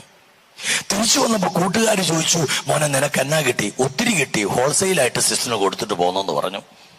തിരിച്ചു പിറ്റേ ആഴ്ച കറുകുറ്റിക്കുന്ന് പ്രാർത്ഥിക്കാൻ എത്തുമ്പോഴും പ്രിയപ്പെട്ടവരെ, ഈ മാർട്ടിനും ജോസിയേട്ടനും ചേർന്ന് ഇവനെ പിടിച്ചു കെട്ടി എന്ന് പറഞ്ഞ പോലെ പ്രാർത്ഥനയ്ക്ക് കൊണ്ടുവന്നേക്കുക. രാത്രി 9 മണിക്ക് ആരംഭിക്കുന്ന പ്രാർത്ഥന മുകളിലെത്താൻ 10:15 3/4 മണിക്കൂർ, 1 മണിക്കൂറാ. കാരണം ഓരോ നന്മ നിറഞ്ഞ മറിയുമെന്നുള്ള പ്രാർത്ഥനയും നിയോഗം സമർപ്പിച്ച് മുട്ടിൽ നിന്ന് മുട്ടിലേക്കുള്ള കയറ്റം. പ്രിയപ്പെട്ടവരെ, ഇവന് നടുവിൽ വയ്യാത്തുകൊണ്ട് അരയെ ബെൽച്ചിട്ടേക്കുക. അതുകൊണ്ട് അവൻ താഴത്തെ നടയിൽ നിന്ന് ഈ ജപമാല പങ്കെടുത്തു. കഴിഞ്ഞപ്പോ അവൻ പറഞ്ഞു, കൊള്ളാം, പക്ഷെ എന്നെ കൊണ്ട് ഇതൊന്നും പറ്റത്തില്ല. അത് കഴിഞ്ഞ 10:30 കഴിഞ്ഞ 10 മിനിറ്റ് ബ്രേക്ക്, ഒരു ഗ്ലാസ് ചൂടുവെള്ളം കിട്ടാം, ചിലപ്പോൾ ഒരു ഗ്ലാസ് കട്ടൻ ചായ കിട്ടാം. കഴിഞ്ഞ ഉടനെ പള്ളിക്കകത്ത് ആരാധന എഴുന്നള്ളിച്ചു വെച്ച ആരാധന. ഇവന് മുട്ടുകുത്താൻ പറ്റാത്തതുകൊണ്ട് പുറകിലത്തെ ബെഞ്ചിലിരുന്ന് അവൻ ആരാധന കൂടുന്നത്. ആരാധനയുടെ രോഗശാന്തി ശുശ്രൂഷ, വചന ശുശ്രൂഷ എല്ലാം കഴിഞ്ഞു. അവസാനം കൃത്യം രാത്രി 12 മണിക്ക് ആശീർവാദം. കാരണം എല്ലാവരും ജോലിക്കാരോ ബിസിനസ്സുകാരാ വരുന്നവര്. അപ്പൊ അവർക്ക് രാവിലെ പള്ളി പോയിട്ട് വേണം ജോലിക്ക് പോകാനുണ്ട്. അതുകൊണ്ട് കൃത്യം 12 മണിക്ക് ആരാധന ആശീർവാദം. ഈ ആരാധനയുടെ ആശീർവാദത്തിന് വേണ്ടി കർത്താവ് തന്ന സന്ദേശം എല്ലാം പറഞ്ഞ് അവസാനത്തെ ആശീർവാദത്തിന് വേണ്ടി കർത്താവിനെടുത്ത് ഉയർത്തിയേക്കുക. പ്രിയപ്പെട്ടവരെ, ആ സമയത്ത് കർത്താവ് പറയുന്നു, ഒരു സന്ദേശം കൂടെ പറയാനുണ്ട്. ഞാൻ ചോദിച്ചു, കർത്താവ് എന്താ? അനേക നാളുകളായി അരയിൽ ബെൽറ്റ് ധരിച്ച് നടക്കുന്ന മകനെ ഞാൻ തൊടുന്നു. 14 വർഷമായിട്ട് പള്ളിയിൽ മുട്ടുകുത്താൻ പറ്റാത്ത അവനോട് ഞാൻ പറയുന്നു, മുട്ടുകുത്തി പ്രാർത്ഥിക്കാൻ. Hallelujah, hallelujah. ആ സമയത്ത് ഇവൻ നോക്കുമ്പോ, ആശീർവാദം സ്വീകരിക്കാൻ ബെഞ്ചിലിരുന്നവൻ എഴുന്നേറ്റ് നിൽക്കുമ്പോ നോക്കുമ്പോ അരയില് നടുവിന്റെ ബെൽറ്റ് ബലമായിട്ട് കെട്ടിച്ചതാ. നോക്കുമ്പോ താഴെ പാദത്തിൽ വീണ് കിടപ്പുണ്ട് ബെൽറ്റ്. 14 വർഷത്തിന് ശേഷം ആദ്യമായിട്ട് അവൻ ആ ദേവാലയത്തിൽ മുട്ടുകുത്തി. പ്രിയപ്പെട്ടവരെ, തിരിച്ച് കല്ലൂർ വരെയുള്ള യാത്രയില് അവൻ ചെക്ക് ചെയ്തത് അവന്റെ നടുവ് ശരിയായോന്നാ. കാറേ ഇരുന്നുകൊണ്ട് ശരിയായി. പ്രഭാതത്തിൽ മാട്ടിനെ വിളിച്ചു, എനിക്ക് നിന്നെ കാണണം, എന്റെ നടുവ് ശരിയായി. 4.5 മണിക്കൂർ സമയം എറണാകുളത്തൊരു ഹോട്ടൽ മുറിയിലും സംസാരിച്ച ശേഷം എന്നെ കാണണമെന്ന് പറഞ്ഞു.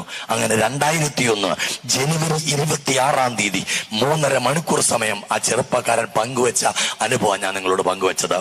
ഞാൻ പറഞ്ഞു, മോനെ ഞാൻ നിന്നെ കേട്ടു, നിന്റെ അപ്പനെ അമ്മേനെ എനിക്കൊന്ന് കാണണം. അപ്പനും അമ്മയും വന്നാ പറയാൻ പോകുന്ന കാര്യങ്ങൾ ഞാൻ അച്ഛനോട് പറയാം. ഞാൻ പറഞ്ഞു, അത് വേണ്ട, നിന്റെ അപ്പനെ അമ്മേനെ എനിക്കൊന്ന് കാണണം. അച്ഛ, അതൊന്നും നടക്കാൻ പോകുന്ന കാര്യങ്ങളല്ല, അവരുമായിട്ട് എനിക്ക് യാതൊരു ബന്ധവും ഇല്ല. അത് 14 വർഷം മുമ്പ് എന്നേക്കുമായിട്ട് അവസാനിപ്പിച്ചു. പ്രിയപ്പെട്ടവരെ, 14 നീണ്ട വർഷം യാതൊരു ബന്ധവുമില്ലാത്ത അപ്പനും അമ്മയുമായിട്ട് ഇനിയൊരു ബന്ധത്തെക്കുറിച്ച് ചിന്തിക്കാൻ ഞാനില്ല. അവൻ എന്റെ മുറിയിൽ നിന്ന് ഇറങ്ങിപ്പോകുമ്പോൾ എന്റെ മനസ്സിലൊരു വാശി ഉണർന്നു. പ്രിയപ്പെട്ടവരെ, എങ്ങനെയെങ്കിലും ഇവനെ തിരികെ വീട്ടിലെത്തിക്കണം. വീട്ടിലെ ഫോൺ നമ്പർ പോലും തരാതെ അവൻ ഇറങ്ങിപ്പോക്കളഞ്ഞത്. ഞാൻ അവന്റെ കൂട്ടുകാരെ വിളിച്ചു, ഈ മാട്ടിനെ വിളിച്ചു. ഇങ്ങനെ ഒരു സംഭവം ഉണ്ട്, അവന്റെ വീട്ടിലെ നമ്പർ ഒന്ന് സംഘടിപ്പിച്ചു തന്നെ. അവൻ ഏതോ കസിൻസിനെ തപ്പിപ്പിടിച്ച് അവരുടെ നമ്പർ എന്റെ കൊണ്ട് തന്നു. ഞാൻ അപ്പനെ അമ്മച്ചി വിളിച്ചു. അപ്പച്ച, അമ്മച്ചി, ഞാനിങ്ങനെ ആലുവയിൽ നിന്നൊരു അച്ഛനെ വിളിക്കുന്നത്. ഞാനന്ന് കറുകുറ്റിയിൽ നിന്നും ആലുവ ആശ്രമത്തിലേക്ക് ട്രാൻസ്ഫർ ആയിരുന്നു. ഞാനിങ്ങനെ വിളിക്കുന്നത്, എനിക്ക് നിങ്ങളെ ഒന്ന് കണ്ടാൽ കൊള്ളാം. പറഞ്ഞു, അച്ഛാ, നാളെ രാവിലെ, അതായത് വ്യാഴാഴ്ച വിളിക്കുന്നത്, വെള്ളിയാഴ്ച 11:30 മണിക്ക് ഞാൻ എത്തിയേക്കാം. പ്രിയപ്പെട്ടവർ, വെള്ളിയാഴ്ച 11:30 മണിക്ക് അവരെത്തി. 1.5 മണിക്കൂർ എന്നോട് സംസാരിച്ചിട്ട് അവർ പോയി കഴിഞ്ഞപ്പോ ഞാൻ വിളിച്ചു, മോനെ, നിന്റെ അപ്പച്ചനും അമ്മച്ചിയും വന്നിരുന്നു, നീയും കൂടെ ഒന്ന് വരുമോ? പ്രിയപ്പെട്ടവരെ, അവൻ പറഞ്ഞ, അച്ഛൻ ഞാൻ വരാം. 3/4 മണിക്കൂർ കഴിഞ്ഞപ്പോൾ അവനെത്തി. ആലുവ ആശ്രമത്തിന്റെ വിസിറ്റിംഗ് റൂമിലേക്ക് കയറുമ്പോ ചെറുപ്പക്കാരൻ എന്നോട് പറഞ്ഞൊരു കാര്യമുണ്ട്. അച്ഛാ, ദൈവത്തിന് പോലും എന്നെ വേണ്ട എന്ന് പറഞ്ഞ വ്യക്തിയാണ് ഞാൻ. എന്നാൽ എന്റെ നടുവിന്റെ വേദന തമ്പുരാൻ ശാസ്ത്രത്തിന്റെ കണക്കൂട്ടിലപ്പുറത്ത് മാറ്റി തന്നപ്പം അന്ന് തുടങ്ങി ഇന്നോളം എല്ലാ ദിവസവും വിശുദ്ധ ബലിയിൽ സംബന്ധിക്കുന്ന, എല്ലാ 2 ആഴ്ചയിൽ ഒരിക്കൽ കുമ്പസാരിക്കുന്ന, എല്ലാ ദിവസവും ദിവ്യകാരുണ്യം സ്വീകരിക്കുന്ന ഒരു വ്യക്തിയാ അച്ഛാ ഞാൻ. പക്ഷെ അതിന്റെ ഒന്നും പേരിൽ അടഞ്ഞ അധ്യായം തുറക്കാൻ ഞാനില്ല. ഞാൻ പറഞ്ഞു, മോനെ അങ്ങനല്ലടാ, അപ്പനും അമ്മയായിട്ട് അന്യ നടക്കത്തില്ല അച്ഛ എന്ന് പറഞ്ഞ് അവൻ എന്റെ മുറി വിട്ടു പോകുമ്പോൾ എന്റെ മനസ്സിലൊരു വാശി ഉണർന്നു. ഈ ചെറുപ്പക്കാരൻ തിരികെ വീട്ടിലെത്തണം. പിറ്റേ ബുധനാഴ്ച പ്രാർത്ഥിക്കാൻ കറുകുറ്റിക്കുന്നിലെത്തുമ്പോൾ എന്റെ പാൻസിന്റെ മുട്ട് ഞാൻ അങ്ങ് മടക്കി. പ്രിയപ്പെട്ടവരെ, കറുകുറ്റിക്കുന്നിലെ നടയെന്ന് പറയുന്നത് ചിപ്സ് ഇട്ട, മാർബിൾ ഇട്ട, ഗ്രാനൈറ്റ് ഇട്ട, വിർട്ടിഫൈഡ് ടൈലിട്ട നടയല്ല. നല്ല ഒന്നാന്തരം പരിക്കം തെളിഞ്ഞു നിൽക്കുന്ന നടയാ. പോരാത്തിന് അതിനുമുള്ളൊരു UP സ്കൂളുണ്ട്. അവർക്കറിയാം അച്ഛനും യുവജനങ്ങളും ഇവിടെ കഷ്ടപ്പെട്ട് പ്രാർത്ഥിക്കുന്ന സ്ഥലമാണ്. അവന്മാര് സ്കൂളിൽ വിട്ടു പോകുമ്പോൾ മുകളിൽ നിന്ന് മണൽ വാരിയിട്ട് നടവഴി വെതറിയിട്ട് പോകും. പ്രാർത്ഥിക്കുന്നവർ നന്നായിട്ട് പ്രാർത്ഥിക്കട്ടെ. അപ്പൊ ഇവിടെ പൊന്നിച്ച പറക്കുന്ന വേദനയാ. യൂത്ത് ചോദിച്ചു, എന്താച്ചാ? ഞാൻ പറഞ്ഞു, മക്കളെ പറയാം. പ്രാർത്ഥിച്ചു. മുകളിലെത്തുമ്പോ വേർത്തു കുളിക്കുക ഞാൻ. കാരണം ഞാൻ ഇട്ടിരിക്കുന്ന ഡ്രസ്സ് മുഴുവൻ നനഞ്ഞ് പിഴിയാവുന്ന രീതിയിലായി. വേദന സഹിക്കാൻ പറ്റുന്നില്ല. മുട്ട് പൊട്ടി ചോര പൊടിയുന്നുണ്ട്. അമ്മയോട് ഞാനൊരു കാര്യം പറഞ്ഞു, അമ്മേ, ഈ മകൻ തിരികെ വീട്ടിലെത്തുവോളം ഞാൻ ഈ നടയിലുണ്ടാകും. 1 അല്ല 2 അല്ല 3 ആഴ്ചകൾക്ക് ശേഷം ഞാൻ ഇവന്റെ അപ്പനെ അമ്മനെ വിളിച്ചു. എനിക്ക് നിങ്ങളെ ഒന്നുകൂടെ കാണണം, വരാവോ എന്ന് ചോദിച്ചു. അന്ന് ഞാൻ വിളിക്കുന്നത് വ്യാഴാഴ്ച. അവർ വെച്ചാൽ വെള്ളിയാഴ്ച വരാം. വെള്ളിയാഴ്ച 11 മണിയായപ്പോ അവരെത്തി. അപ്പൊ ഇവര് വരുമെന്ന് ഉറപ്പിച്ചപ്പം ഞാൻ ഇവനോട് പറഞ്ഞാടാ, നിന്റെ അപ്പനും അമ്മയും വരുന്നുണ്ട്, നീ കൂടെ ഒന്ന് വരുവോ? അവൻ പറഞ്ഞു, എന്നെ കിട്ടത്തില്ല, എന്നെ പ്രതീക്ഷിക്കണ്ട, എന്നെ നോക്കണ്ട. ഓക്കെ, ഇവർ വന്നു. ഇവരെ ആലുവാശ്രമത്തിന്റെ പുറകിലുള്ള ജീവസ് കേന്ദ്രം എന്ന് പറയുന്ന ഒരു സെന്ററില് ഒരു ഡയറക്ടറിന്റെ 2 റൂമുണ്ട്. അതിലൊരു മുറിയിൽ ഞാൻ അവനെ ഇരുത്തി ഇവരോട് സംസാരിക്കാൻ തുടങ്ങും. ആശ്രമത്തിക്കുന്ന പയ്യൻ പറഞ്ഞ, അച്ഛാ, ഒരാളും കൂടെ അച്ഛനെ കാണാൻ വന്നിട്ടുണ്ട്. ഞാൻ ചെന്ന് നോക്കുമ്പോ ഇവനെയും കൊണ്ട് അപ്പനും അമ്മയും ഇരിക്കുന്ന മുറിയിലേക്ക് വരുമ്പം അപ്പൻ നോക്കുന്നത് കെട്ടിടത്തിന്റെ ബീമിനൊക്കെ നല്ല കനാണെന്ന്, മകൻ നോക്കുന്ന പുറത്തു വയ്ക്കുന്ന മരമെല്ലാം ക്രമമായിട്ടാണോ നിൽക്കുന്നതെന്ന്. ഞാൻ പറഞ്ഞ, അപ്പച്ച, ഇത് എഞ്ചിനീയർ പണിതതാ, ഇത് നോക്കാനല്ല അപ്പച്ചനെ കൊണ്ടുവന്നത്. അപ്പച്ചന്റെ പുന്നാര മോനല്ലേ. ഈ മകന്റെ മുഖത്തോട്ട് നോക്കി, അപ്പച്ച, എടാ മോനെ, അത് ഞങ്ങക്ക് കിട്ടിയപ്പം വെച്ചതാടാ, അത് നോക്കാനല്ലേ കൊണ്ടുവന്നേ. നീ അപ്പന്റെ മുഖത്തോട്ട് നോക്കിയോ, നിനക്ക് എന്നാടാ ചോദിക്കാനുള്ളത്? എനിക്കൊന്നും ചോദിക്കാനില്ലെന്ന് പറഞ്ഞു. ഞാൻ പറഞ്ഞു, ചോദിച്ചേ പറ്റുന്ന പിടിച്ചോളാൻ പറഞ്ഞു. ഒറ്റക്കൊട്ട ചോദ്യം. എന്തുകൊണ്ട് അപ്പൻ അങ്ങനെ പെരുമാറി, എന്തുകൊണ്ട് അപ്പൻ ഇങ്ങനെ പെരുമാറി? ഒറ്റക്കൊട്ട ചോദ്യം കഴിഞ്ഞപ്പോ അപ്പൻ, അമ്മ, പ്രിയപ്പെട്ടവരെ, മകന്റെ വലതു തോള് തുടങ്ങി കൈപ്പത്തി വരെ ഇങ്ങനെ തിരുമുന്നുണ്ട്. വാ മാനെ, വന്നു എല്ലാം പോയില്ലേ, അപ്പച്ചന്റെ അമ്മച്ചിയുടെയും കയ്യിൽ നിന്നല്ലേ വന്ന്, ക്ഷമിക്കടാ, പൊറുക്കടാ, വാ എന്ന് പറഞ്ഞിട്ട് അവര് കാള കരയുന്ന പോലെ കരയുന്നുണ്ട്. അവനോ, നിങ്ങൾ തിരുമിക്കോളാൻ. പ്രിയപ്പെട്ടവരെ, അപ്പൻ എന്നോട് പറഞ്ഞു, എക്സ്ക്യൂസ് മീ ഫാദർ. ഞാൻ പറഞ്ഞു, എക്സ്ക്യൂസ്. പുകവണ്ടിന്ന് പുക പോകുന്ന പോലെ സിഗരറ്റ് വലിക്കാൻ തുടങ്ങി. പ്രിയപ്പെട്ടവരെ, ഞാൻ ഏറെ നേരം അവിടെ ഇരുന്നിട്ട് ഒന്ന് മുങ്ങി. കാരണം എന്തെങ്കിലും മിണ്ടട്ടെന്ന് കരുതി. ഏറെ നേരം കഴിഞ്ഞ് തിരിച്ചു വീഴുമ്പം അതേ ഇരിപ്പിരിപ്പുണ്ട്. എന്നെ കണ്ട വഴി അപ്പൻ, എക്സ്ക്യൂസ് മീ ഫാദർ. ഞാൻ പറഞ്ഞു, എക്സ്ക്യൂസ്ഡ്. ഞാൻ ഇവന്റെ കാലെ പിടിക്കണോ അച്ഛാ? ഞാൻ പറഞ്ഞ, അപ്പച്ചൻ എന്നായാലും മകന്റെ കാലെ പിടിക്കാൻ മാത്രം ഒന്നുമില്ല, നമുക്ക് പറഞ്ഞു തീർക്കാവുന്ന കാര്യമുള്ളൂ. അപ്പോഴേക്ക് സമയം ഉച്ചയ്ക്ക് 1:30 ആലുവ ആശ്രമത്തിൽ ചോറും കറി ഇല്ലാത്തതുകൊണ്ടല്ല, കൊടുക്കാൻ എനിക്ക് ബുദ്ധിമുട്ടുള്ളത് കൊണ്ടുമല്ല. പക്ഷേ അവർക്ക് ഭക്ഷണം അവിടെ കൊടുത്താൽ അവർ ഒരു അക്ഷരം പോലും മിണ്ടാൻ പോകുന്നില്ല. അന്നാണെങ്കിൽ ആലുവയിൽ ഒരു കൂട്ടക്കൊല നടന്നതിന്റെ പേരിൽ സർവ്വ കടകമ്പോളങ്ങൾ അടിച്ച് ഹർത്താൽ ആചരിക്കുന്ന ദിവസമാണ്. ഞാൻ പറഞ്ഞേടാ, നിന്റെ വണ്ടി എടുത്തുകൊണ്ടിരാൻ പറഞ്ഞു. അവനെ കാറെടുത്തു, ഫുട്ടിക്ക് കൊണ്ട് നിർത്തി. ഞാൻ പറഞ്ഞ, അപ്പനും ഇവിടെ കയറാൻ പറഞ്ഞു. കയറി. ഞാനും കാറിൽ കയറി. നേരെ വണ്ടി അങ്കമാലിക്ക് വിട്ടോളാൻ പറഞ്ഞു. നിങ്ങൾ എന്തെങ്കിലും അങ്കമാലിലൂടെ യാത്ര ചെയ്യുവാണെങ്കിൽ LF ആശുപത്രിക്കും അങ്കമാലി ടൗണിനും ഇടയ്ക്ക് രുക്മിണി ഹോട്ടൽ എന്ന് പറയുന്നൊരു ഹോട്ടലുണ്ട്. അവിടെ അന്ന് ഭക്ഷണത്തിനെത്തിയത്. ഞാൻ അന്ന് 40 ദിവസം ഉപവാസമാണ്. രാത്രി 1 നേരം മാത്രമേ ഭക്ഷണമുള്ളൂ. ഇറച്ചി, മീൻ, മുട്ട, പാല് ഞാൻ തൊടത്തില്ല. ഞാൻ പറഞ്ഞു, എനിക്ക് ഭക്ഷണം വേണ്ട, നിങ്ങൾ ഓർഡർ ചെയ്തോളാൻ പറഞ്ഞു. അപ്പോഴപ്പച്ചൻ ചോദിച്ചാ, 1 നേരം അച്ഛൻ കഴിക്കില്ല. ഞാൻ പറഞ്ഞു, അത് കഴിക്കും, അത് വൈകിട്ടാ. അച്ഛൻ ഇന്ന് ഞങ്ങളുടെ കൂടെ ഉച്ചയ്ക്കൊന്ന്. ഓക്കെ, ആയിക്കോളാൻ പറഞ്ഞു. ഭക്ഷണം ഓർഡർ ചെയ്തു. പ്രിയപ്പെട്ടവരെ, അവര് ഭക്ഷണം എടുക്കാൻ വെയിറ്റേഴ്സ് പോകുന്ന സമയത്ത് അപ്പനും മകനും പിറ്റേ ദിവസം ഇന്റർനാഷണൽ പരീക്ഷയ്ക്ക് മെനു കാർഡ് പഠിക്കുകയായിരുന്നു. പ്രിയപ്പെട്ടവരെ, ആത്മകഥ എന്നോണം അപ്പം പറഞ്ഞു, ഇവിടെ ഇച്ചിരി കുറവാണല്ലോ. പെരിന്തൽമണ്ണയ്ക്ക് പോകുന്ന വഴിക്ക് മുന്തിയ ഹോട്ടലിൽ കയറി ഭക്ഷണം കഴിക്കുന്ന, അപ്പൊ അവിടുത്തെക്കാൾ ഏതോ സാധനത്തിന് കുറവാന്ന് അപ്പം പറഞ്ഞു. മകനും പറഞ്ഞു, ഇവിടെ ഇച്ചിരി കുറവാന്ന് പറഞ്ഞു. അത്ര സംസാരിച്ചു കേട്ടോ അവര്. വണ്ടി തിരികെ ആലുവ ആശ്രമത്തിലെത്തുന്നവരെ ഒരു പൊന്നീച്ചു പോലും പറഞ്ഞില്ല. പ്രിയപ്പെട്ടവരെ, ആലുവ ആശ്രമത്തിൽ നിന്ന് ഇറങ്ങി, ഞാൻ കാറിൽ നിന്ന് ഇറങ്ങി സൈഡിൽ നിൽക്കുക. ഞാൻ പറഞ്ഞു, എടാ, അപ്പനും അമ്മേനും കൂടെ കാർ കയറ്റി. അവർ വന്ന് പള്ളിയുടെ ഫ്രണ്ടിലാണ് കിടക്കുന്നത്, കയറ്റി വിടാൻ പറഞ്ഞു. പ്രിയപ്പെട്ടവരെ, നാഷണൽ ദൂരദർശൻ TV ചാനൽ കാണുവാണെങ്കിൽ ഗാർഡ് ഓഫ് ഓണർ എന്ന പരിപാടി നിങ്ങൾ കണ്ടിട്ടുണ്ടാവും. ഒരു വിദേശ രാജ്യത്തെ പ്രധാനമന്ത്രിയോ പ്രസിഡന്റോ വരുമ്പം ഒരു ബറ്റാലിയൻ സൈന്യങ്ങളെ തോക്കെല്ലാം പിടിച്ചിങ്ങനെ നിൽക്കും. അതിന്റെ ചീഫ് ഇൻ കമാൻഡർ ഈ വരുന്ന ഗസ്റ്റിന് ഒരു ഗാർഡ് കൊടുക്കും. കണ്ടിട്ടില്ലേ? ഇങ്ങോട്ട് നോക്കൂ, ഏതാണ്ട് ഇതുപോലെയാണ് കേട്ടോ. ഏതാണ്ട് ഇതുപോലെ കൊണ്ട കാറെ കയറ്റി വിട്ടു. തിരിച്ചു വരുമ്പോഴും ഞാൻ അവിടെ നിൽപ്പുണ്ട്. ഞാൻ പറഞ്ഞടാ മോനെ, എനിക്കൊന്ന് കാഞ്ഞിരപ്പള്ളിക്ക് പോകണമല്ലോ, അച്ഛന് കാസർഗോഡിന് വേണേ ഞാൻ വണ്ടിയായിട്ട് വരാം, ഇനി കന്യാകുമാരിക്ക് വേണമെങ്കിലും ഞാൻ വണ്ടിയായിട്ട് വരാം, പക്ഷെ എന്റെ വണ്ടിയുടെ ടയറ് കാഞ്ഞിരപ്പള്ളിക്ക് തിരിയൂല്ല. ഞാൻ പറഞ്ഞു മോനെ, എനിക്ക് കാഞ്ഞിരപ്പള്ളിക്ക് പോയാൽ മതി, നടക്കൂല. പ്രിയപ്പെട്ട വണ്ടി വിട്ടു പോകുമ്പോഴും എന്റെ മനസ്സിലുണ്ടെന്ന വാശിയ ഇവൻ തിരികെ അവന്റെ വീട്ടിലെത്തണം. വീണ്ടും 3 ബുധനാഴ്ചകളാ ഈ ജപമാല കയ്യിലേന്തി മുട്ടുമുട്ടുമാറ് അമ്മയുടെ മാധ്യസ്ഥം തേടി പ്രാർത്ഥിച്ചത്. 3 ബുധനാഴ്ചകൾക്ക് ശേഷം ഞാൻ അറിഞ്ഞു ഇവന്റെ അപ്പനും അമ്മ എറണാകുളത്ത് വരുന്നുണ്ട്. ഞാൻ വിളിച്ചു, നിങ്ങൾക്ക് നിങ്ങളുടെ മോനെ വേണോ? വേണം. പറയുന്ന പോലെ ചെയ്യാമോ? ചെയ്യാം. അവന്റെ വാടക വീട്ടിൽ പോകാൻ പറഞ്ഞു.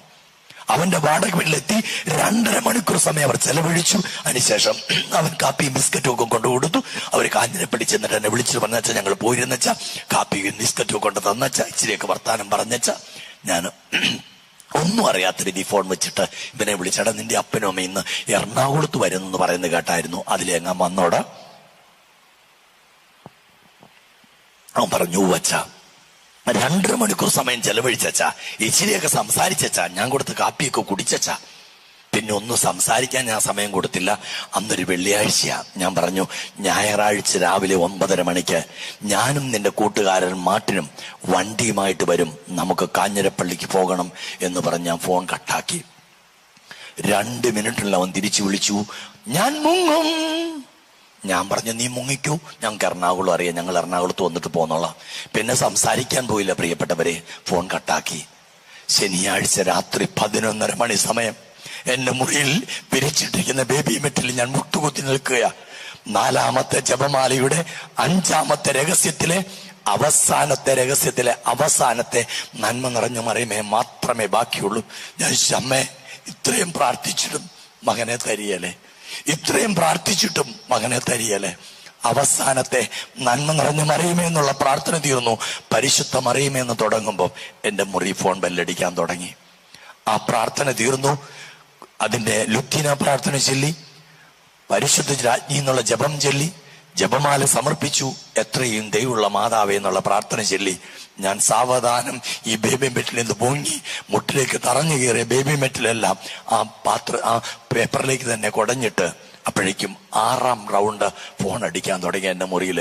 ഞാൻ ഫോൺ എടുക്കുമ്പോൾ ഇവനാണ്, അച്ഛാ നാളെ രാവിലെ 9:30 മണിക്ക് ഞാൻ വണ്ടിയുമായിട്ട് ആലുവ ആശ്രമത്തിൽ വന്നേക്കാം. പ്രിയപ്പെട്ടവരെ, നീണ്ട 14 വർഷത്തിന് ശേഷം അവനെ കാഞ്ഞിരപ്പള്ളിയിലുള്ള അവന്റെ ഭവനത്തിലെത്തിക്കുമ്പോൾ അപ്പന്റെയും അമ്മയുടെയും കണ്ണീന്ന് കൂട്ടുകൂട ചാടുകയാ. അവന്റെ അമ്മയുടെ മൂത്ത ആങ്ങള വന്നിട്ടുണ്ട്. 14 വർഷത്തിന് ശേഷമുള്ള പെങ്ങളുടെ മകന്റെ തിരിച്ചുവരവ് കാണാൻ. അങ്ങേരെ അവരുടെ എസ്റ്റേറ്റിന്റെ നടുക്കൊണ്ട് നിർത്തി എന്നെ ക്രോസ് ക്വസ്റ്റ്യൻ ചെയ്ത് കളഞ്ഞു.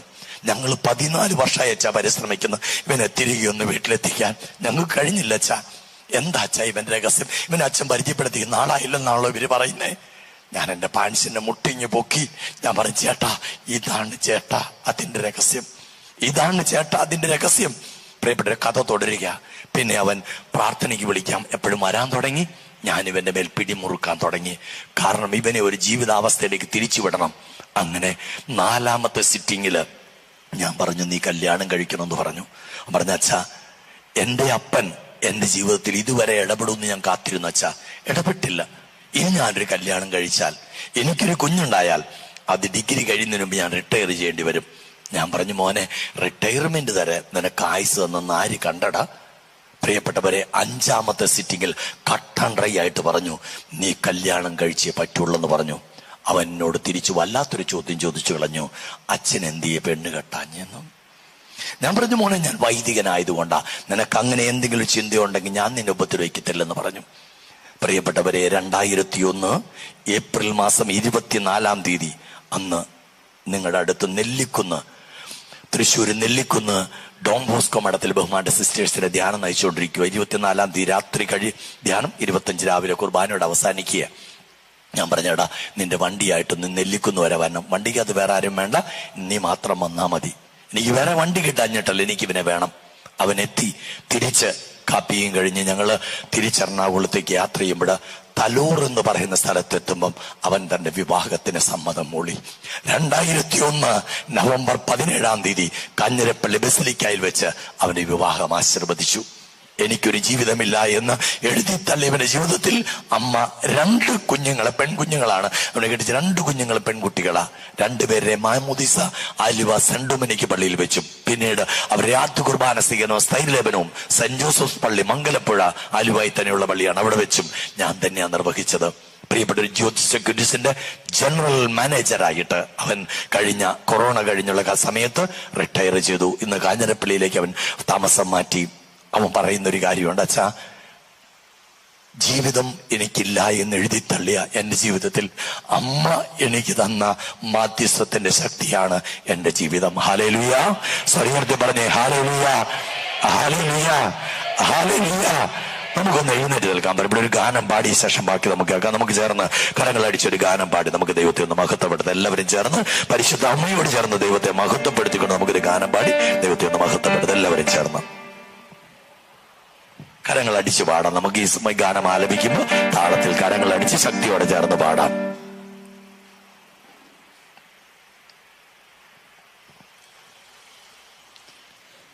നമുക്ക് താളത്തിൽ കരങ്ങളടി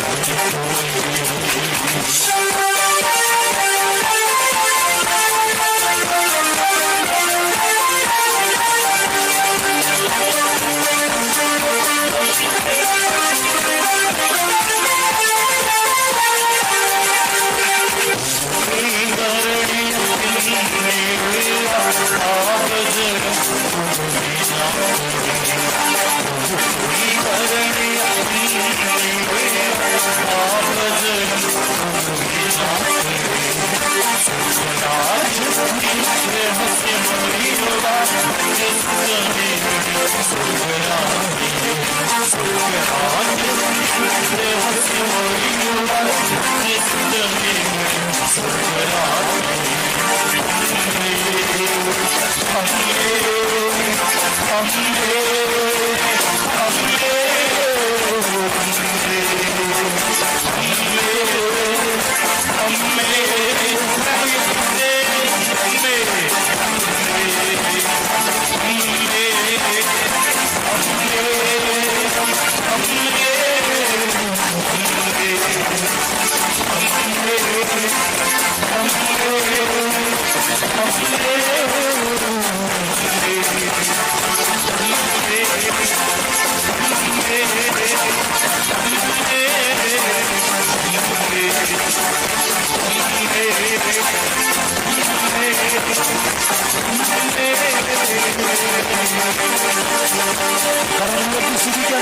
എല്ലാവരും ചേർന്ന് സ്തുതിച്ചോ. Hallelujah hallelujah hallelujah hallelujah hallelujah hallelujah hallelujah hallelujah hallelujah hallelujah. ഈശോയേ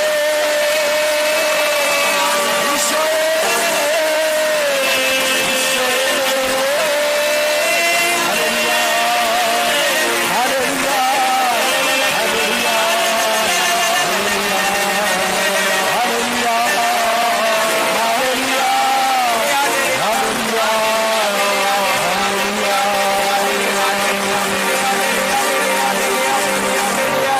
ചേർന്നത് പ്രാർത്ഥിച്ച മക്കളെ, നന്മ നിറഞ്ഞ മറിയമേ സ്വസ്തി. അങ്ങയോടുകൂടെ സ്ത്രീകളിൽ അങ്ങ് അനുഗ്രഹിക്കപ്പെട്ടവളാകുന്നു. അങ്ങയുടെ ഉദരത്തിൻ ഫലമായ ഈശോ അനുഗ്രഹിക്കപ്പെട്ടവനാകുന്നു. പരിശുദ്ധ മറിയമേ തമ്പുരാന്റെ അമ്മേ, ഞങ്ങൾക്ക് വേണ്ടി സമയത്തും അപേക്ഷിക്കണമേ. ആമേൻ. യേശുവേ നന്ദി. ഇരിക്കാം നമുക്ക്. പ്രിയപ്പെട്ടവർ, മടുത്തോ? നിങ്ങൾ മടുത്തോ? പ്രിയപ്പെട്ടവരെ, എത്ര അനുഭവങ്ങളാണ് അച്ഛൻ പങ്കിടുക. നീണ്ട മണിക്കൂറിൽ നിന്ന് അമ്മയെ കുറിച്ച് പറയാം. ഇനി നിങ്ങൾക്ക് കേൾക്കണമോ? പ്രിയപ്പെട്ടവരെ, ഒരു രാത്രി പ്രാർത്ഥിച്ചുകൊണ്ടിരിക്കുമ്പം എന്നോട് പറയുക, ആ മകനോട് പറ, അവന്റെ വീടിന്റെ വാതിക്കൽ ഞാൻ നിൽക്കുന്നു എന്ന് അവനോട് പറയാൻ പറഞ്ഞു. അവന്റെ വീടിന്റെ വാതിക്കൽ ഞാൻ നിൽക്കുന്നു എന്ന് പറഞ്ഞു. എനിക്ക് അതിന്റെ അർത്ഥം ഒന്നും മനസ്സിലായില്ല. ഞാൻ ആ സഹോദരൻ പറഞ്ഞു, സഹോദര, കർത്താവിന് സഹോദരന്റെ ഭവനത്തിന്റെ വാതിക്കൽ നിൽക്കുന്നു എന്ന് പറയാൻ എന്നോട് പറഞ്ഞു. ആ മനുഷ്യന് അത്രയും കൂടെ മനസ്സിലായില്ല. പ്രിയപ്പെട്ടവരെ, ഒരു വീട് വെച്ചിട്ട് സ്വന്തമായിട്ടൊരു വാതിൽ വെക്കാൻ പൈസ ഇല്ലാത്തത് കൊണ്ട് വീടിന്റെ ആ വാതിലിന്റെ ഷേപ്പില് റീപ്പർ കൊണ്ട് വാതിലുണ്ടാക്കിയിട്ട് അത് രണ്ടു വശത്തും പ്രിയപ്പെട്ടവരെ ചാക്ക് വെച്ച് അടിച്ചിട്ട് അത് ഭിത്തിയോട് ചേർത്ത് വെച്ച് കെട്ടിയിട്ട് അതിനൊരു കയർ കയ്യിലും ഒരു കയർ കാലിലും കെട്ടിയ ഈ മനുഷ്യൻ കിടന്നുറങ്ങുന്നത് വീട്ടിലോർക്ക് സംരക്ഷണമായിട്ട്. ആ മനുഷ്യനോട് പറയുന്നത്, നിന്റെ വാതുക്കൾ ഞാൻ നിൽക്കുന്നു. പിറ്റേ പ്രഭാതത്തില് രാത്രി 12 മണിക്ക് പ്രാർത്ഥനയും കഴിഞ്ഞ് പോയി കിടന്നുറങ്ങി. രാവിലെ എഴുന്നേറ്റ് പള്ളി പോകാൻ വാതിലിനെ കെട്ടൊക്കെ അഴിച്ച് മാറ്റി വെക്കുമ്പോ ഭാര്യയുടെ ആങ്ങളെ വന്ന് വാതുക്ക നിൽക്കുക. അളിയ, വീട് വെച്ചിട്ടൊരു വാതിൽ വെക്കാൻ പറ്റിയില്ലല്ലേ? ഞാൻ അറിഞ്ഞളിയ, പക്ഷെ 10 പൈസ എനിക്ക് ഒത്തു കിട്ടിയില്ല. ഇപ്പൊ എനിക്കൊരു 10,000 രൂപ ഒത്തു കിട്ടി. അതുമായിട്ട് ഞാൻ വന്നതാ. അളിയ, ഒരു വാതില് വെക്ക്. പ്രിയപ്പെട്ടവരെ, 4.5 കിലോമീറ്റർ സൈക്കിൾ ചവിട്ടി പ്രഭാതത്തിൽ വന്നേക്കുവാ. അച്ഛാ, ഇന്നലെ രാത്രി പ്രാർത്ഥിച്ചു പറഞ്ഞില്ലേ, കർത്താവ് വാതിക്ക് നിൽക്കുന്നു. ഇതാ അച്ഛാ, ഇതാ പ്രിയപ്പെട്ടവരെ, അമ്മയുടെ മാധ്യസ്ഥത്തിന്റെ ശക്തി. അമ്മ നമ്മളെ തള്ളിക്കളയത്തില്ല. നിന്റെ ജീവിതത്തിന്റെ നൊമ്പരങ്ങളിൽ ആരോടും പങ്കുവെക്കാൻ പറ്റാത്ത വിധം നമ്മുടെ മനസ്സ് പെടയുമ്പം, എല്ലാ വഴികളും നമുക്ക് മുമ്പിൽ അടഞ്ഞെന്ന് തോന്നുമ്പോൾ അമ്മ നമുക്ക് സഹായമായിട്ടുണ്ടാകും. Hallelujah hallelujah hallelujah. അമ്മ നമുക്ക് സഹായമായിട്ടുണ്ടാവും. പ്രിയപ്പെട്ടവരെ, മരണത്തിന്റെ പടിവാതിക്കൽ നിന്ന് പിടിച്ചു വാങ്ങിയിട്ടുണ്ട് ജീവിതങ്ങളെ. പച്ചാളം പോണക്കര പൊറ്റക്കുഴിക്ക് പള്ളിക്കടുത്ത് താമസിക്കുന്ന ഒരു മനുഷ്യൻ, ജോസിയേട്ടൻ എന്ന അദ്ദേഹത്തിന്റെ പേര്. അദ്ദേഹം ഞങ്ങൾ ബുധനാഴ്ച രാത്രി പ്രാർത്ഥന കഴിഞ്ഞ് പിരിഞ്ഞതാ. ശനിയാഴ്ച 12 മണിയോട് അടുത്തപ്പോൾ ഒരു ഫോൺ കോൾ വരുക. അപ്പോഴ് ആശ്രമത്തിൽ അന്ന് നമുക്ക് മൊബൈലുള്ള സമയമൊന്നും അല്ല. അപ്പോഴ് ആശ്രമത്തിക്ക് അച്ഛാ ഒരു ഫോണുണ്ട്. ഞാൻ പറഞ്ഞ, മോനെ ഞാൻ ഉറങ്ങിയിട്ടില്ലടാ, ഞാൻ ഒരു കാര്യം ചെയ്തുകൊണ്ടിരിക്കുക, നീ ഇന്റർകോം കണക്ട് ചെയ്തോളാൻ പറഞ്ഞു. അവൻ മുറിയിലേക്ക് ഫോൺ കണക്ട് ചെയ്തു. ഞാൻ ഫോൺ എടുക്കുമ്പോൾ ഈ മകനാ കാറിക്കരയുക, അപ്പച്ചൻ അപ്പച്ചൻ അപ്പച്ചൻ. ഞാൻ പറഞ്ഞു, മോനെ എന്നാ പറ്റിയിടാ? അപ്പച്ചന് വാവിട്ട് കരയുക. ഞാൻ അവസാനം അവൻ പറഞ്ഞൊപ്പിച്ച, അച്ഛാ അപ്പച്ചന് സിവിയർ അറ്റാക്കാ.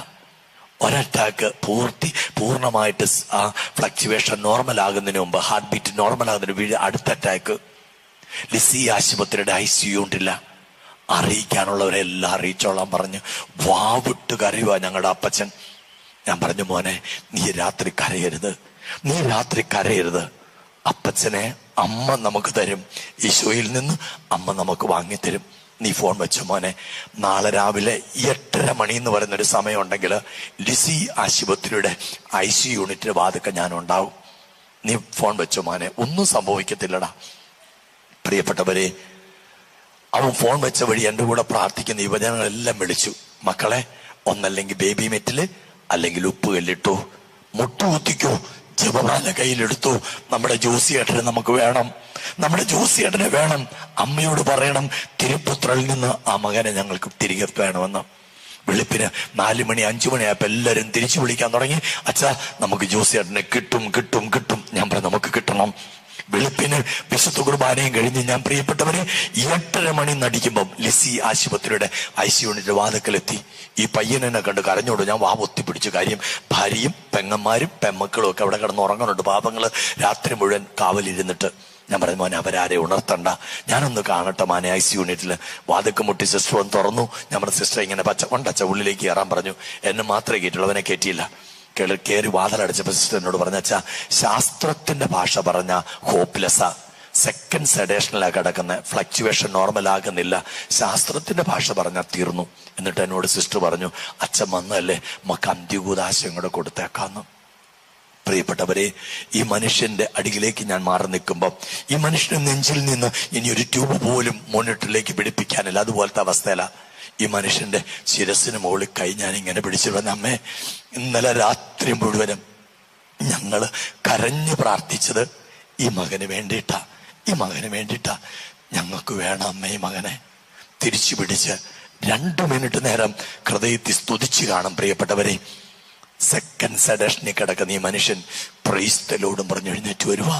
ഞാൻ പറഞ്ഞ കിടക്കിയാട്ടാ. ഇന്നും ബുള്ളറ്റ് ഓടിക്കുന്നുണ്ട് ആ മനുഷ്യൻ, ഇന്നും ബുള്ളറ്റ് ഓടിക്കുന്നുണ്ട് ആ മനുഷ്യൻ. ഹല്ലേലൂയ. സ്വരമായിട്ട് പറഞ്ഞേ ഹല്ലേലൂയ. എത്ര അനുഭവം വേണം.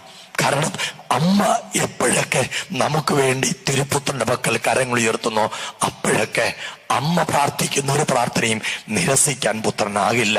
കാരണം ആ അമ്മ സഹിച്ച സഹനങ്ങള് അത്ര വലുതായിരുന്നു. പ്രിയപ്പെട്ടവരെ, ആ സഹനങ്ങളിൽ നിന്ന് ആ അമ്മ തന്റെ രക്ഷണീകൃത്യത്തിൽ തന്നോടൊപ്പം പങ്കുചേർന്നെങ്കിൽ ആ അമ്മ ചോദിക്കുന്നതൊന്നും തിരുപ്പുത്രന് തള്ളിക്കളയാനാവില്ല. ഹല്ലേലൂയ.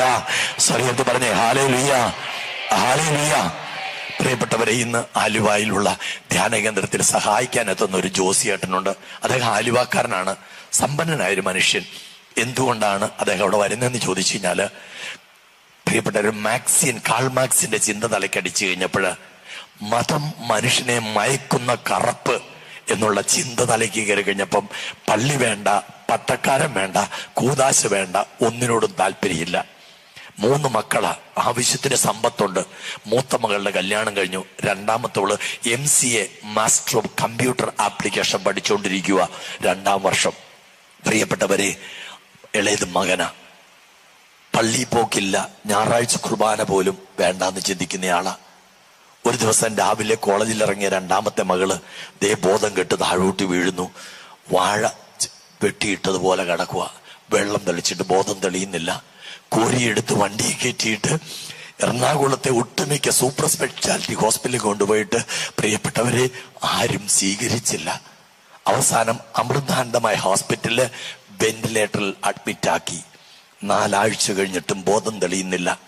രോഗമെന്താണെന്ന് പോലും കണ്ടെത്താൻ കഴിയാതെ വിഷമിക്കുന്ന ഡോക്ടേഴ്സ് അവസാനം 4 ആഴ്ചകളിലെ ബോധം കെട്ട് കിടക്കുന്ന അവസ്ഥയിൽ സ്കാനിങ്ങളുടെയും ടെസ്റ്റുകളുടെയൊക്കെ അവസാനം അവർ കണ്ടെത്തി മെനഞ്ചൈറ്റിസ് എന്ന് പറയുന്ന രോഗം, അല്ലെങ്കിൽ മെനഞ്ചൈറ്റിസ് എന്ന് പറയുന്ന രോഗം. ഇത് 2 വിധമുണ്ട് പ്രിയപ്പെട്ടവരെ.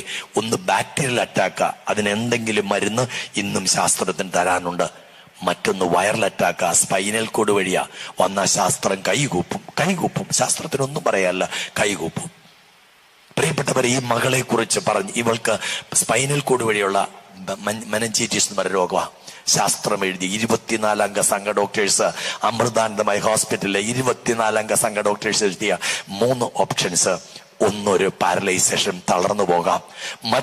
ഒന്ന് ഒരു കോമ സ്റ്റേജ്, എന്നേക്കുമായിട്ട് അബോധാവസ്ഥ. 3 ഒരു മരണം. ഇത് 3ഉമായിരുന്നു അവരുടെ ഒബ്സർവേഷൻസ്. പ്രിയപ്പെട്ടവരെ, ജോസിയേട്ടൻ ആ 24 അംഗ സംഘ ഡോക്ടേഴ്സിനെ മെയിൻ ഡോക്ടറുടെ കയ്യെ പിടിച്ച് വാവിട്ട് കരഞ്ഞു. എത്ര ലക്ഷം വേണമെന്ന് പറ, എനിക്കുള്ളതെല്ലാം വെറ്റി വറക്കി ഞാൻ കൊണ്ടുവരാം, എനിക്ക് എൻ്റെ മോളെ വേണം. ഡോക്ടർ പറഞ്ഞു, മുകളിലൊരു ദൈവമുണ്ട്, വിളിച്ചു പ്രാർത്ഥിച്ചു. മുകളിലൊരു ദൈവമുണ്ട്, വിളിച്ചു പ്രാർത്ഥിച്ചു. പ്രിയപ്പെട്ടവരെ, ഈ മനുഷ്യൻ പിറ്റേ ബുധനാഴ്ച ആരോ ഈ മനുഷ്യന് നിലവിളി കണ്ട് കൂട്ടിക്കൊണ്ട് വന്ന, ഞാൻ പള്ളിയിൽ നിന്ന് പുറത്തോട്ടിറങ്ങുമ്പോൾ എൻ്റെ കയ്യെ കയറി പിടിച്ചിട്ട് പറഞ്ഞു, എൻ്റെ മോളെ എനിക്ക് വേണമെന്ന് പറഞ്ഞു. ഞാൻ പറഞ്ഞു, ചേട്ടാ ഞാനല്ല, നമുക്ക് പ്രാർത്ഥിക്കാം, അമ്മ തരും, നമുക്ക് പ്രാർത്ഥിക്കാം, അമ്മ തരും. പ്രിയപ്പെട്ടവരെ, ശാസ്ത്രത്തിന്റെ സർവ്വ ഹോപ്പും തീർന്ന അവസ്ഥയില് 14ാമത്തെ ആഴ്ച ബോധം തെളിഞ്ഞ് എഴുന്നേറ്റ് നടന്ന് സ്റ്റെപ്പിറങ്ങി വണ്ടി കയറി വീട്ടിൽ പോന്നു. ശാസ്ത്രം പറഞ്ഞു ഇറ്റ്സ് എ മിറാക്കുലസ് ഹീലിംഗ്, അത്ഭുതകരമായ സൗഖ്യം എന്നാണ് പറഞ്ഞത്, അത്ഭുതകരമായ സൗഖ്യം. പക്ഷെ വെറുതെ വിട്ടില്ല ശാസ്ത്രം, ഒരു കുത്തും കൂടെ കുത്തി പുറകിന്ന്. എന്നാന്നറിയോ? ഒരു കുഞ്ഞുണ്ടാകുമെന്ന് ഉറപ്പില്ലെന്ന്, ഒരു കുഞ്ഞുണ്ടാകുമെന്ന് ഉറപ്പില്ലെന്ന്. പ്രിയപ്പെട്ടവരെ, വിവാഹാലോചന വന്നു. ശാസ്ത്രത്തിന്റെ സർവ്വകുറിപ്പുകളും വാരിയിട്ട് ജോസിയേട്ടൻ എന്നിട്ട് പറഞ്ഞു, ഇത് ശാസ്ത്രം, ഇത് അമ്മ തന്ന മോളാ, അമ്മ തന്ന മോളാ, ഇവർക്ക് കുഞ്ഞുണ്ടാകുമെന്നാണ് ശാസ്ത്രത്തിന് സംശയം. അതും കൂടെ അംഗീകരിക്കാന്നുണ്ടെങ്കിൽ വിവാഹം മതി, അല്ലെങ്കിൽ മരണം വരെ എന്റെ കട്ടിലിനരികെ, എന്റെ മരണം വരെ എന്റെ കട്ടിലിനരികെ അവള് നിന്നോട്ടെ. പ്രിയപ്പെട്ടവരെ, മിടുമിടുക്കുന്ന ഒരു ചെറുപ്പക്കാരൻ 28 ദിവസം വിദേശത്ത് കമ്പനിയുടെ ടിക്കറ്റിൽ ജോലി ചെയ്താൽ 28ാം പക്കം കമ്പനി ടിക്കറ്റിൽ നാട്ടിൽ 28 ദിവസം അവധി. വീണ്ടും 28 ദിവസം കഴിഞ്ഞ് തിരിച്ച് വിവാഹം കഴിഞ്ഞു. ആദ്യത്തെ 28 ദിവസം അവിടെ പോയി താമസിച്ചു, തിരിച്ചു വന്നു, വചനം കേട്ടു, തിരിച്ചുപോയി. രണ്ടാമത്തെ വരവിൽ അവൾ പ്രഗ്നന്റ് ആണ്. മിടുമിടുക്കി ഒരു പെൺകുഞ്ഞിന് നോർമൽ ഡെലിവറിയിലൂടെ കർത്താവ് കൊടുത്ത് അനുഗ്രഹിച്ചു. രണ്ടാമതും അവൾ ഗർഭിണിയായി, ഒരാൺകുഞ്ഞിന് അവൾ ജന്മം കൊടുത്തു. മൂന്നാമത് അവൾ പ്രഗ്നന്റ് ആയി. അപ്പോഴ് ഡോക്ടേഴ്സ് പറഞ്ഞു കോംപ്ലിക്കേഷൻ ഉണ്ട്. അപ്പോഴ് എല്ലാ ദിവസവും ഈ മനുഷ്യന് മോളുടെ സൗഖ്യത്തിന് ശേഷം ഞങ്ങൾ ധ്യാനം തുടങ്ങുമ്പോൾ വരും. മുകളിലെ ചെറിയ ചാപ്പലില് അതിവികാരത്തിന് മുമ്പിൽ മുട്ടുകുത്തി, ബേബി മെറ്റലിലെ ചെറിയ ചാക്ക് കാണും അവിടെ, അതേ മുട്ടുകുത്തിയെന്ന് കുരിശിന്റെ വഴിയോ ജപമാലയോ ചൊല്ലി ധ്യാനിക്കുന്നവർക്ക് പ്രാർത്ഥിക്കുന്നുണ്ടാവും ആ മനുഷ്യൻ. പ്രിയപ്പെട്ടവരെ, ആ മനുഷ്യൻ ഇടയ്ക്ക് വരുമ്പോൾ മോളെ കൊണ്ടുവരും, അവൾക്ക് വേണ്ടി പ്രാർത്ഥിക്കും, ഒരു വചനം കൊടുക്കും, നീ പ്രാർത്ഥിച്ചു, ജപമാലയും ചൊല്ലിക്കൂ. ഒരു ദിവസം രാവിലെ ക്ലാസ് കഴിഞ്ഞാൽ സ്റ്റേജിൽ നിറങ്ങുമ്പോൾ ഈ മനുഷ്യൻ, അന്ന് ധ്യാനം നടക്കുന്ന ഒരു 3-4 ലെയർ സ്റ്റെപ്പ് താഴോട്ടിറങ്ങണം. ഈ മനുഷ്യൻ 3 യാട്ടത്തിന് താഴെ എത്തിയെന്ന് എനിക്ക് തോന്നുന്നത്. എന്റെ കയ്യെ കയറി, ഞാൻ സ്റ്റേജിൽ നടക്കും, എന്റെ കയ്യെ കയറി പിടിച്ചോളൂ. അച്ഛാ, കോംപ്ലിക്കേഷനാ, അമ്മയല്ലേ കുഞ്ഞുങ്ങൾ എന്നാ പറയുന്ന അച്ഛാ, ഞാൻ എന്നാ ചെയ്യണ്ടേ? ഞാൻ പറഞ്ഞു വിഷമിക്കരുത്, കൈ കയറി പിടിച്ചു. ഞാൻ പറഞ്ഞു വിഷമിക്കണ്ട ജോസേട്ടൻ ഇവിടുന്ന് ജപമാല ചൊല്ലിപ്പൊക്കോ. പാലാരിവട്ടം റിലയൻസസ് മെഡിസിറ്റിയിലാണ് അവളെ അഡ്മിറ്റ് ആക്കിയേക്കുന്നത്. ലേബർ റൂമിന്റെ വാതിക്കെ ചെല്ലുമ്പോൾ അവിടെ ഓപ്പറേഷൻ വേണം, അത് വേണം, ഇത് വേണ്ടി കോംപ്ലിക്കേഷൻ ഉണ്ടാവും, അതിലൊക്കെ അവരൊപ്പിട്ട് കൊടുത്തോട്ടെ. ജോസിയേട്ടൻ അവിടെ ചെല്ലുമ്പോൾ ഒരു രഹസ്യം ജപമാല കൂടെ തീരാനുണ്ടാവും, അതവിടെ ഒന്ന് കൂളായിട്ട് ചെല്ലിക്കണം. ജപമാല തീർന്ന പിതാവിന്റെയും പുത്രനെയും വെക്കുമ്പോൾ ആ ലേബർ റൂമിന്റെ വാതിൽ തുറന്നു തരും, ഒരാൺകുഞ്ഞിനെ കൈ തരും, മേടിച്ചിട്ട് പ്രൈസ്തലോട് പറഞ്ഞേക്കണമെന്ന് പറഞ്ഞു. പ്രിയപ്പെട്ടവരെ, ജപമാലയുടെ അവസാനത്തെ രഹസ്യം മാത്രം ബാക്കിയുള്ളപ്പോൾ ലേബർ റൂമിന്റെ അവിടെ ചെന്നു. അപ്പോഴ് പിന്നെ മകന്റെ ഭർത്താവ് മകന്റെ കുടുംബക്കാരെല്ലാം അവിടെയുണ്ട്. ഭയങ്കര കോംപ്ലിക്കേഷൻ, ഓപ്പറേഷൻ ആണ്, എല്ലാം പറഞ്ഞേക്കുക.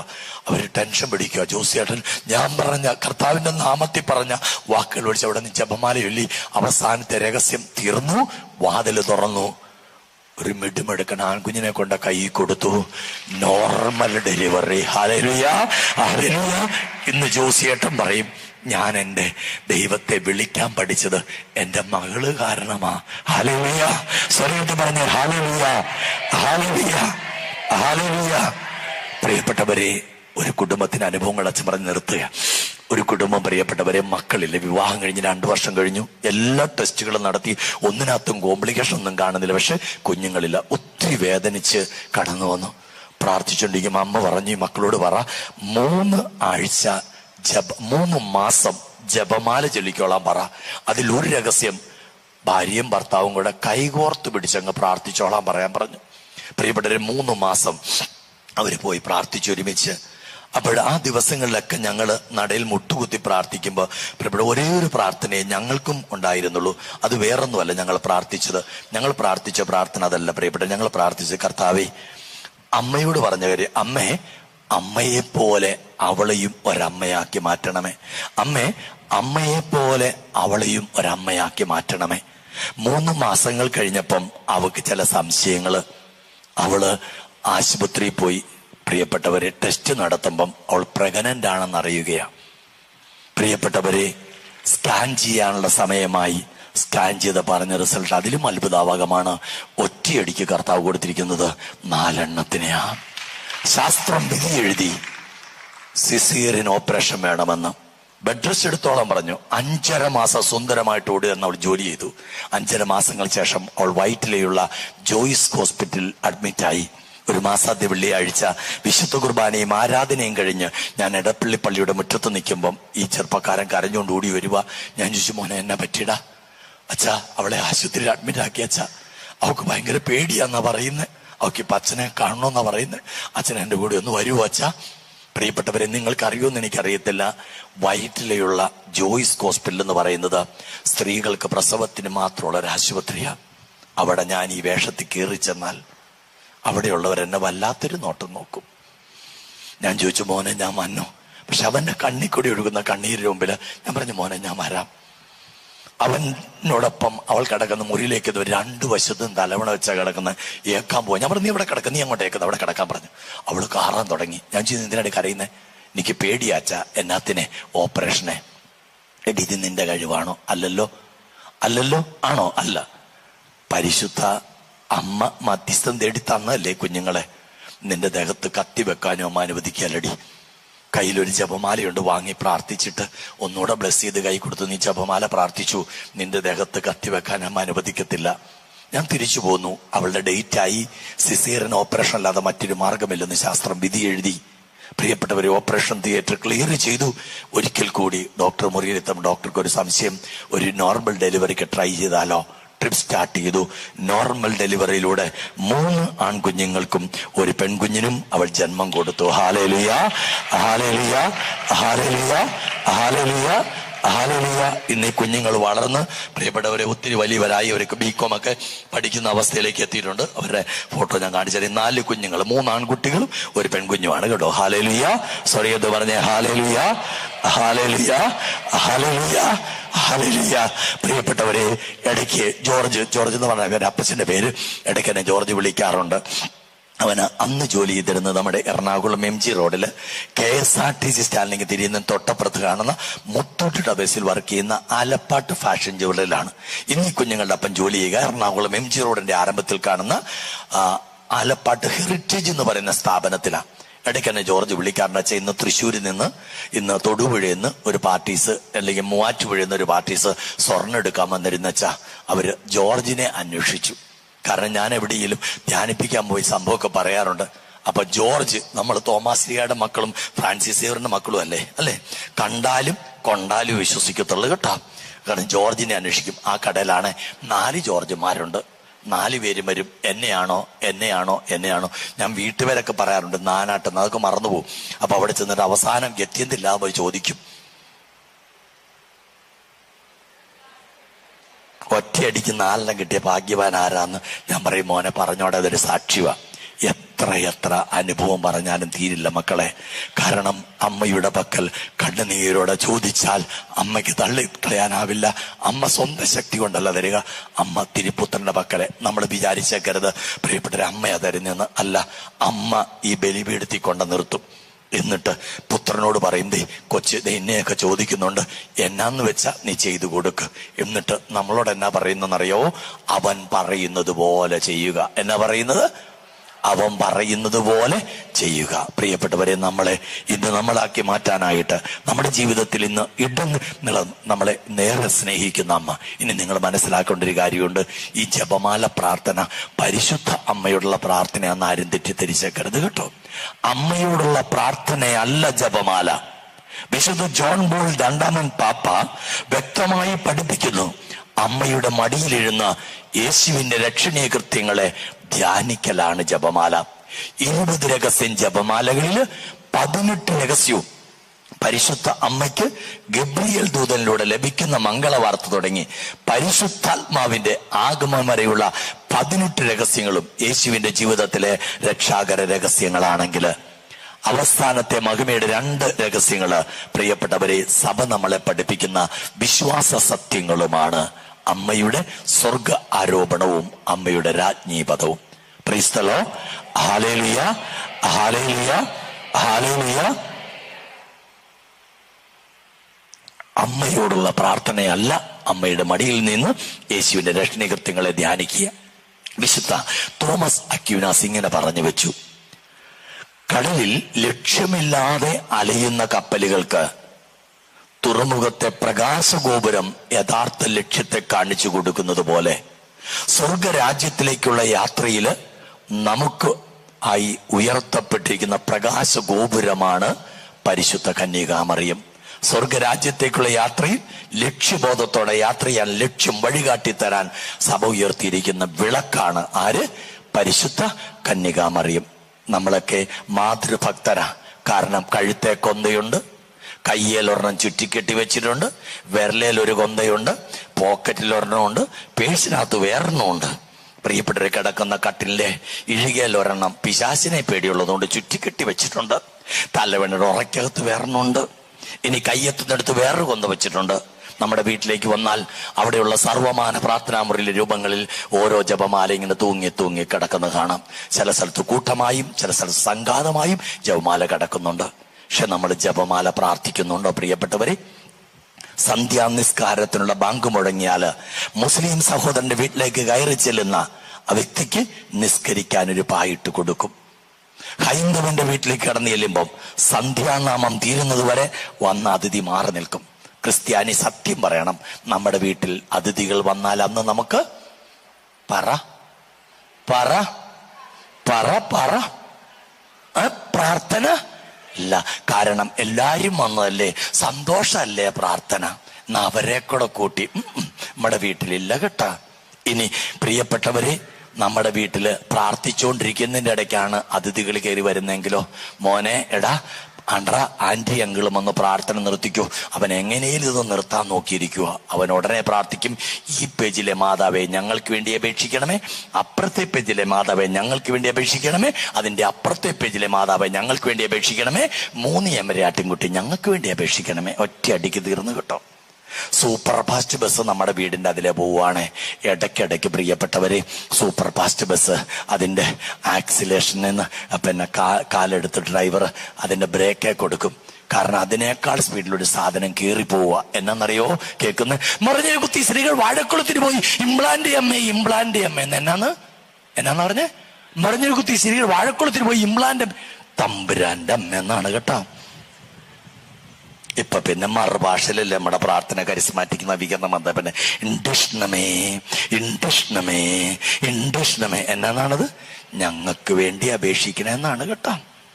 പ്രിയപ്പെട്ട, ഞാൻ പറഞ്ഞതുകൊണ്ട് നിങ്ങളാരും ജപമാല ചൊല്ലണ്ട. നമ്മുടെ ജപമാല പ്രാർത്ഥന പ്രിയപ്പെട്ടവരെ, നമ്മുടെ വിരൽത്തുമ്പിലിരുന്ന ഓരോ ജപമാല മണികളോടൊപ്പം നിയോഗം സമർപ്പിച്ച് കണ്ണുനീരോടെ ഉയർത്താൻ തയ്യാറ്. വെറും കടത്ത് കഴിക്കലല്ല, കടമ തീർക്കലല്ല, മറിച്ച് ജീവിതത്തിന്റെ സമർപ്പണമായി ജപമാല മാറുമ്പം പ്രിയപ്പെട്ടവർ നമ്മുടെ ജീവിതങ്ങൾ മാറും. കാരണം അമ്മ നമ്മളെ ഈശോയുടെ അരികിൽ കൊണ്ട് നിർത്തും. എന്നിട്ട് ഈശോയോട് പറയും, അവൻ പറഞ്ഞത് ഇന്ന ദുഃഖമായിട്ടാ വന്നേക്കണേ, അവനോട് പറ അവൻ എന്നാന്ന് വെച്ചാൽ ചെയ്തു കൊടുക്ക്. അവന്ന് പറയും, അവൻ പറയുന്ന പോലെ ചെയ്യും. ചിലരോട് പറയും, വലിയ കടബാധ്യതയായിട്ട് വരുമ്പോ ഞാൻ പറയേണ്ട മക്കളെ ഒന്നൊരു ധ്യാനം കൂട്. അവര് പലരും എന്നോട് മുഖത്ത് നോക്കി ചോദിച്ചുള്ളൊരു ചോദ്യമുണ്ട്, അച്ഛാ ധ്യാനം കൂടിയാ പൈസ തമ്പുരാൻ തരുവോ? നിങ്ങൾ എന്നാ പറയുന്നു? പറ. എന്തോ? ഓവ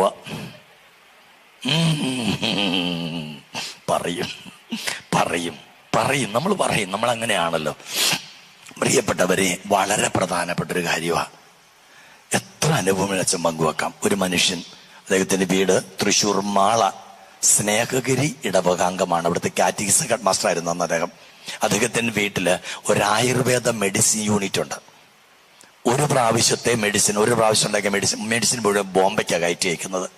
ഒരു ലോട്ട് മരുന്ന് ബോംബെക്ക് അയച്ചു എന്ന് പറഞ്ഞാൽ ആ പ്രാവശ്യം ഉണ്ടാക്കിയ മെഡിസിൻ ഒരു ലോഡ് ബോംബെക്ക് പോയി. അതിന്റെ നെറ്റ് കോസ്റ്റ് 16 ലക്ഷം രൂപയാണ്. മരുന്ന് അവിടെ എത്തിയെന്നറിഞ്ഞപ്പോ ഇവിടുന്ന് മെയിൽ അയച്ചു, പൈസയ്ക്ക് വേണ്ടി ചെക്ക് ചോദിച്ചുകൊണ്ട്. അപ്പോഴവിടുന്ന് തിരിച്ചൊരു മെയിൽ വന്നു, താങ്കളുടെ മരുന്ന് കമ്പനി റിജക്റ്റ് ചെയ്തു. കാരണം അത് എന്തോ ആയുർവേദ മരുന്നത്ത് എന്തോ വെള്ളാംശം കണ്ടതുകൊണ്ട് റിജക്റ്റ് ചെയ്തെന്നാ പറഞ്ഞത്. അപ്പോഴ് അദ്ദേഹം പറഞ്ഞു, മരുന്ന് തിരിച്ചയക്കുക, ഞങ്ങളത് കറക്റ്റ് ചെയ്തോളാം. അപ്പൊ പറഞ്ഞു, ഓൾറെഡി മരുന്ന് ലൈനിൽ എന്ന് പറഞ്ഞ സ്ഥലത്തേക്ക് കടകളിലേക്ക് അയച്ചു കഴിഞ്ഞു, അതുകൊണ്ട് ഇനി അത് തിരിച്ചു കിട്ടത്തില്ല. അപ്പൊ 16 ലക്ഷം അതും കിട്ടത്തില്ല. ഒരു പാവപ്പെട്ടവന്റെ ജീവിതത്തിൽ 16 ലക്ഷം, അവന്റെ ജീവിതം മുഴുവൻ ഇരുളടഞ്ഞതായി തീരുകയാണ്. നിരാശയിലേക്ക് പോവുക ജീവിതം. അപ്പോഴാണ് പ്രിയപ്പെട്ടവരെ ഒരു സിസ്റ്റർ ഈ മനുഷ്യന്റെ ഭാര്യയെ കണ്ടുമുട്ടിയിട്ട് പറഞ്ഞു, ചേച്ചി ഒരു ധ്യാനത്തിന് പോകും. അങ്ങനെ ധ്യാനത്തിന് വന്നു. ആ ചേച്ചി ധ്യാനം കൂടി പോയി കഴിഞ്ഞിട്ട് പിറ്റേ ധ്യാനത്തിന് ഭർത്താവിനെ പറഞ്ഞു വിട്ടു. ഭർത്താവ് ഞായറാഴ്ച വന്ന് ഫോൺ സ്വിച്ച് ഓഫ് ചെയ്ത് ഫോൺ കയ്യിൽ തന്നു. മനസ്സ് മുഴുവൻ നിരാശയാ. എവിടുന്ന് കിട്ടാൻ, ആര് കിട്ടാൻ? പ്രിയപ്പെട്ടവരെ, വ്യാഴാഴ്ച വൈകിട്ടത്തെ അവസാന ആരാധനയുടെ അവസാന വിനാഴിക വരെ ഒരു സന്ദേശവും കർത്താവ് ആ വ്യക്തിക്ക് കൊടുത്തില്ല. എന്നാൽ അവസാന ആരാധനയുടെ ആശീർവാദം കഴിഞ്ഞ് ദിവ്യകാരുണ്യനാഥനെ അൽത്താരയിലേക്ക് വെക്കുമ്പം കർത്താവ് പറഞ്ഞു, ഒരു സന്ദേശം കൂടെ ഉണ്ടടാ, പറയാൻ പറഞ്ഞു. ഞാൻ പറഞ്ഞു, 16 ലക്ഷം രൂപ കടബാധ്യതയുമായി വന്നിരിക്കുന്ന ഒരു മകനെ കർത്താവ് തൊടുന്നു, അവന്റെ ബാധ്യത കർത്താവ് ഏറ്റെടുക്കുന്നു. ഹല്ലേലൂയ. പ്രിയപ്പെട്ടവരെ, പിറ്റേ ദിവസം രാവിലെ പോകാൻ നേരത്തെ ഈ മനുഷ്യൻ എൻ്റെ ഇടയ്ക്ക് വന്നിട്ട് പറഞ്ഞ, അച്ഛാ 16 ലക്ഷം എന്ന് പറഞ്ഞ കൃത്യം എന്റെയാ. എവിടുന്ന് കിട്ടുമെന്നോ എങ്ങനെ കിട്ടുന്നോ എന്ന് എനിക്ക് അറിയത്തില്ല, പക്ഷെ ഞാൻ ദൈവത്തെ വിശ്വസിക്കുക. ഞാൻ പറഞ്ഞു, ജപമാല ചൊല്ലിക്കൂ, അമ്മ തിരുപ്പുത്രനോടൊപ്പം കടന്നു വരും. പ്രിയപ്പെട്ട, ഒരു 11:30-12 മണിയാകുമ്പം എനിക്കൊരു ഫോൺ കോൾ വന്നേക്കുക. എനിക്ക് എൻ്റെ ഫോണിൽ നമ്പർ ഉള്ളതല്ല, ഞാൻ പെട്ടെന്ന് നമ്പർ മാത്രം. ഞാൻ ആരാന്ന് ചോദിച്ചോ പറഞ്ഞാ, ഇന്ന് 16 ലക്ഷം ബാധ്യതയായിട്ട് വന്ന മനുഷ്യനാ. ഞാൻ എന്തു പറ്റി? അച്ഛാ, ഞാൻ അവിടെ നിന്ന് തിരിച്ചു പോരുമ്പോൾ എൻ്റെ സുഹൃത്ത് എന്നെ ഫോണിൽ വിളിച്ചു. കാരണം എന്നാന്നറിയോ, ഞായറാഴ്ച അദ്ദേഹം ഫോൺ സ്വിച്ച് ഓഫ് ചെയ്ത് ഇവിടെ കൊടുത്ത് ധ്യാന കേന്ദ്രത്തിൽ കയറി.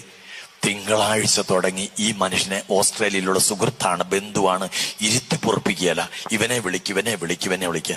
അറിയാവുന്നത് ഈ മനുഷ്യന്റെ ഫോൺ നമ്പറും. വിളിച്ചപ്പോഴോ ഫോൺ സ്വിച്ച്ഡ് ഓഫ്. തിങ്കളാഴ്ച സ്വിച്ച്ഡ് ഓഫ്, ചൊവ്വാഴ്ച സ്വിച്ച്ഡ് ഓഫ്, ബുധനാഴ്ച സ്വിച്ച്ഡ് ഓഫ് ആയി കഴിഞ്ഞ് ഈ മനുഷ്യൻ ഇരിക്കാൻ പറ്റുന്നില്ല. കർത്താവിന്റെ ആത്മാവ് പറഞ്ഞു, നിന്റെ അക്കൗണ്ടിൽ നിന്ന് 16 ലക്ഷം അവന്റെ അക്കൗണ്ടിലേക്ക് ട്രാൻസ്ഫർ ചെയ്യാം. പ്രിയപ്പെട്ടവരെ, ആ മനുഷ്യൻ നെഞ്ചിൽ നിന്ന് ഉയരുന്ന ഒരു തള്ള, അതുകൊണ്ട് പിടിച്ചു നീക്കാൻ പറ്റിയില്ല. 16 ലക്ഷം ഈ മനുഷ്യന്റെ അക്കൗണ്ടിലേക്ക് ട്രാൻസ്ഫർ ചെയ്ത് കാത്തിരിക്കുക. ഇവനെ ഫോണിൽ കിട്ടണ്ടേ? അപ്പോഴാ വെള്ളിയാഴ്ച കിട്ടിയത്. നിനക്കിത് എന്നാ സംഭവിച്ചത്? എന്നെ ഇവിടെ കർത്താവ് ഇരുത്തി പൊറപ്പിച്ചിട്ടില്ല, നിന്റെ അക്കൗണ്ടിലേക്ക് ഞാൻ 16 ലക്ഷം ട്രാൻസ്ഫർ ആക്കിയിട്ടുണ്ട്. Hallelujah, hallelujah, hallelujah. പ്രിയപ്പെട്ട, ഈ സംഭവം അടുത്ത ധ്യാനത്തിൽ അച്ഛൻ പങ്കുവെക്കുക. നമ്മൾ ഈ സംഭവം കേൾക്കുമ്പോഴേ നടന്നൊരു അത്ഭുതം കേൾക്കാൻ വേണ്ടിയിട്ടല്ല. ഈ അച്ഛൻ ഓരോ കാര്യം പറയുമ്പോൾ നിങ്ങളൊരു സാധനം വർക്ക് ചെയ്യുന്നുണ്ടെന്ന് അച്ഛൻ അറിയേണ്ടത്. ഈ അത്ഭുതം അല്ല അച്ഛൻ നോക്കുന്നത്. എന്താ, നമ്മൾ ഈ സംഭവം കേൾക്കുമ്പോൾ നമ്മുടെ ഉള്ളിലൊരു സാധനം വർക്ക് ചെയ്യുന്നുണ്ട്. എന്നാ? എന്തോ? പരിശുദ്ധാത്മാവെന്ന് മനസ്സിലായി. ഒരു സാധനം, വിശ്വാസം. എന്താണ്? വിശ്വാസം, പ്രാർത്ഥനയുള്ള വിശ്വാസം. ഇവിടെ 16 ലക്ഷത്തിന്റെ ബാധ്യത പങ്കുവെക്കുമ്പോൾ 32 ലക്ഷം രൂപ കടമായിട്ടൊരു മനുഷ്യൻ വന്നിരിക്കുക. ആ മനുഷ്യൻ ചിന്തിച്ചു, എനിക്ക് നേരെ ഇരട്ടിയ കടം. പ്രിയപ്പെട്ടവരെ, ബിസിനസിനെ തുടർന്ന് ഉള്ള ഭൂമി പണയപ്പെടുത്തി അത് പ്രിയപ്പെട്ട ജപ്തിയുടെ വക്കിലെത്തി. 32 ലക്ഷം രൂപ. ഇന്ന് 10,000 രൂപ സാലറിക്ക് ഒരു കമ്പനി ജോലി ചെയ്തുകൊണ്ടിരിക്കുകയാണ്. വീട് നഷ്ടപ്പെട്ടു. പ്രിയപ്പെട്ടൊരു വാടക വീട്ടിലാണ് താമസിക്കുന്നത്. 2 പെൺകുട്ടികളുണ്ട് കല്യാണം കഴിക്കാൻ. 47 വയസ്സ് കഴിഞ്ഞു. ഇനി എങ്ങനെ ഈ കടം വീട്ടി മക്കളുടെ കല്യാണം നടത്തും? മനുഷ്യൻ കരഞ്ഞു പ്രാർത്ഥിക്കുക. ഇത് കേട്ടപ്പോൾ പുള്ളിക്കൊരു പ്രത്യാശ, ദൈവം ഇടപെടും. പ്രിയപ്പെട്ട, ധ്യാനത്തിന്റെ അവസാന ദിവസം പറഞ്ഞു, 15 മക്കളുടെ ജീവിതത്തിൽ സാമ്പത്തിക മേഖലയിൽ കർത്താവ് ഇടപെടുന്നു. അതിൽ ഒരു മകന്റെ ജീവിതത്തിൽ ആ മകൻ പ്രതീക്ഷിച്ചതിലും അധികം കൊടുത്ത് കർത്താവ് അനുഗ്രഹിക്കുന്നു. പ്രിയപ്പെട്ടവരെ, ആ മനുഷ്യൻ അന്ന് തിരികെ വീട്ടിലെത്തി. പ്രാർത്ഥന കഴിഞ്ഞ് ധ്യാനം കഴിഞ്ഞ് പ്രാർത്ഥിച്ചു. എവിടുന്ന് ആര് കിട്ടും 32 ലക്ഷം രൂപ? പ്രിയപ്പെട്ടവരെ, അപ്പോഴാണ് അദ്ദേഹത്തിന് ഓർമ്മ വന്നത്, അദ്ദേഹത്തിന്റെ സുഹൃത്ത് ബന്ധുവാണ്, USA-ലുണ്ട്. ഇതുവരെ ഒന്നും ചോദിച്ചിട്ടില്ല. ഇത്രയും പൈസ എന്നാലും അയാൾ തരാനും പോകുന്നില്ല. പക്ഷെ അദ്ദേഹത്തെ വിളിച്ചിട്ട് പറഞ്ഞു, എന്റെ അവസ്ഥ ഇതാണ്, എനിക്കൊരു വിസ തരാമോ? കുറെ നേരം സംസാരിച്ച ശേഷം പറഞ്ഞു, ഇദ്ദേഹം അവിടെ ഒരു കമ്പനി നടത്തുന്ന മനുഷ്യൻ. അദ്ദേഹം പറഞ്ഞു, ഞാൻ എന്റെ വിസ തരാം, മാസം ഏതാണ്ട് 2 ലക്ഷം രൂപ സാലറിയുള്ള ഒരു ജോലിയും ഒപ്പിച്ചു തരാം. എത്ര മാസം കൊണ്ട് തീർന്നു കടബാധ്യത? എത്ര മാസം കൊണ്ട് തീർന്നു? 16 മാസം കൊണ്ട്. അപ്പം പ്രാർത്ഥിച്ച തമ്പുരാൻ കേൾക്കുവോ? നിങ്ങൾ പറ, കേൾക്കുവോ? പ്രിയപ്പെട്ടവരെ, കടബാധ്യത കഴിയുമ്പോഴും രോഗപീഠയാൽ അലട്ടുമ്പോഴുമൊക്കെ നമ്മൾ അമ്മയോട് ചേർന്ന് ഈശോയെ മുറുകെ പിടിക്കണം. അമ്മ നമ്മളെ ഒരിക്കലും തള്ളിക്കളയത്തില്ല. ഹല്ലേലൂയ.